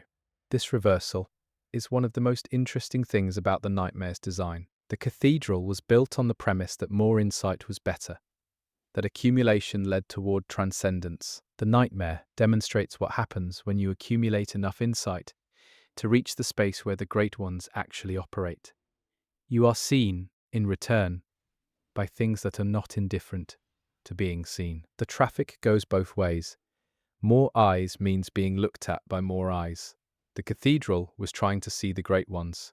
In the nightmare, the Great Ones can see you back, and what they do with that sight is not always in the human's interest. The Mensis cage, the iron helmet worn by certain scholars in the waking world, is the physical expression of this dynamic. It is a cage that contains a tiny, pulsing brain, and it allows the wearer to use the brain as a lure for Great Ones, while simultaneously protecting the wearer's own mind from the full force of the contact. It is, in its way, a brilliant piece of institutional engineering. The church knew that direct contact with the Great Ones was dangerous to the human mind. The cage is a system for having the contact while keeping the most vulnerable part of yourself, your ordinary consciousness, at a remove from the full force of it. The brain in the cage does the perceiving. The scholar behind the cage is protected. Whether this protection actually worked is something the empty bodies in the Nightmare Tower suggest it did not. The cage could protect the physical mind to some degree. It could not protect the self that animated that mind from being drawn out by the contact it sought. The Mensis scholars achieved their communion and lost themselves to it, as most people in this story do who get close enough to what they were reaching for. The cage is another piece of institutional sophistication applied to a problem that institutional sophistication cannot solve. The cathedral's relationship to Mensis is the relationship of a parent institution to a faction that took its logic further than the parent was willing to go officially, but could not disavow, because the faction's goals were the institution's goals, expressed more honestly. Mensis did what the cathedral wanted to do. It was just willing to pay more of the cost more directly. The cathedral managed the cost through concealment and distance. Mensis accepted the cost, in the form of the empty bodies in the tower, as the price of admission to the nightmare. Both approaches produced catastrophic results. Mensis's results were just more immediately visible, because they were not hidden inside an institution with centuries of practice at concealment. The nightmare of Mensis is where the cathedral's project ended up when it was followed to its conclusion by people who were willing to follow it all the way. The crying infant in the tower is what the communion sounds like when you achieve it. The empty scholars are what the communion costs. The wet nurse is what guards the approach. The red moon above the nightmare is the same moon above Yharnam, connecting the two spaces, reminding you that the cathedral and the nightmare are part of the same story, that the beautiful building in the city and the tower in the dream space are both expressions of the same reaching, the same institutional logic, the same desperate attempt to close the gap between the human world and whatever lies above it. The gap, by the time the player reaches the nightmare, has been crossed, or at least approached more closely than anywhere else in the game.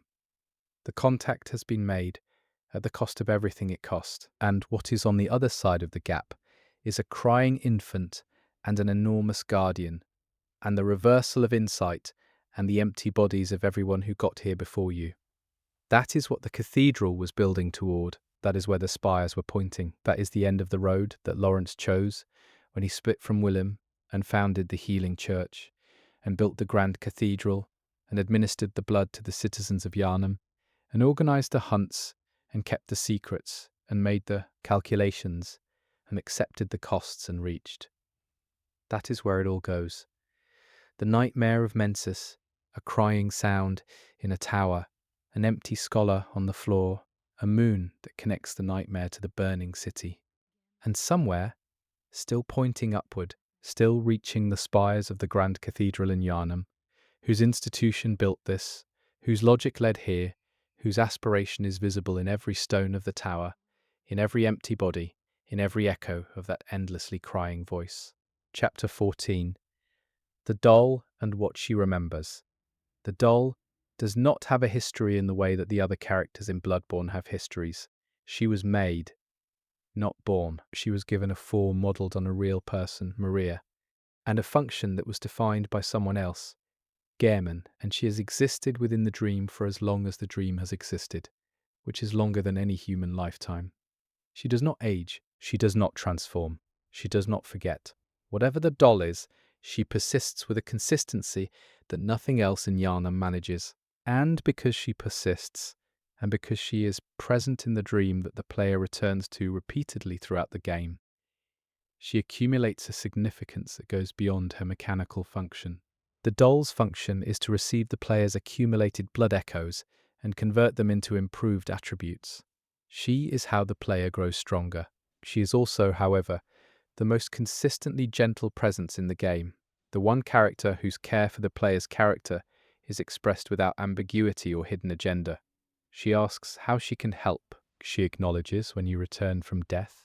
She says things that are sad and quiet and real in a way that the game's other dialogue does not quite achieve. She is a created thing, modelled on someone who is gone, and she knows it, and she carries that knowledge with a dignity that is one of the most affecting things in the game. Gehrman made her because Maria was gone. The form of the doll, the physical appearance of her, is Maria's form.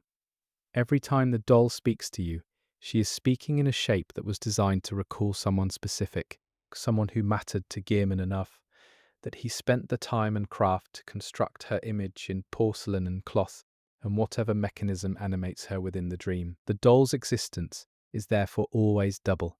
She is herself and she is the image of someone else.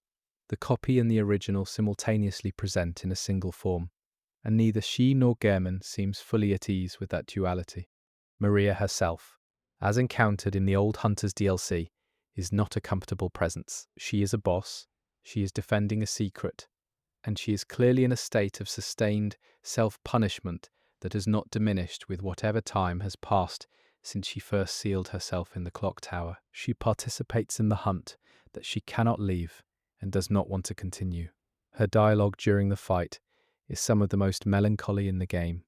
Someone who knows what they are doing and cannot make themselves stop doing it, who is complicit in something they reject and cannot extract themselves from. She was a hunter who found out too much about what the church was and could not reconcile that knowledge with continued service. The doll knows none of this in any explicit way, or if she does not show it. She knows what she is, or she has found a way to be at peace with what she is, that Maria herself could not find. She tends the garden. She receives the returning hunter.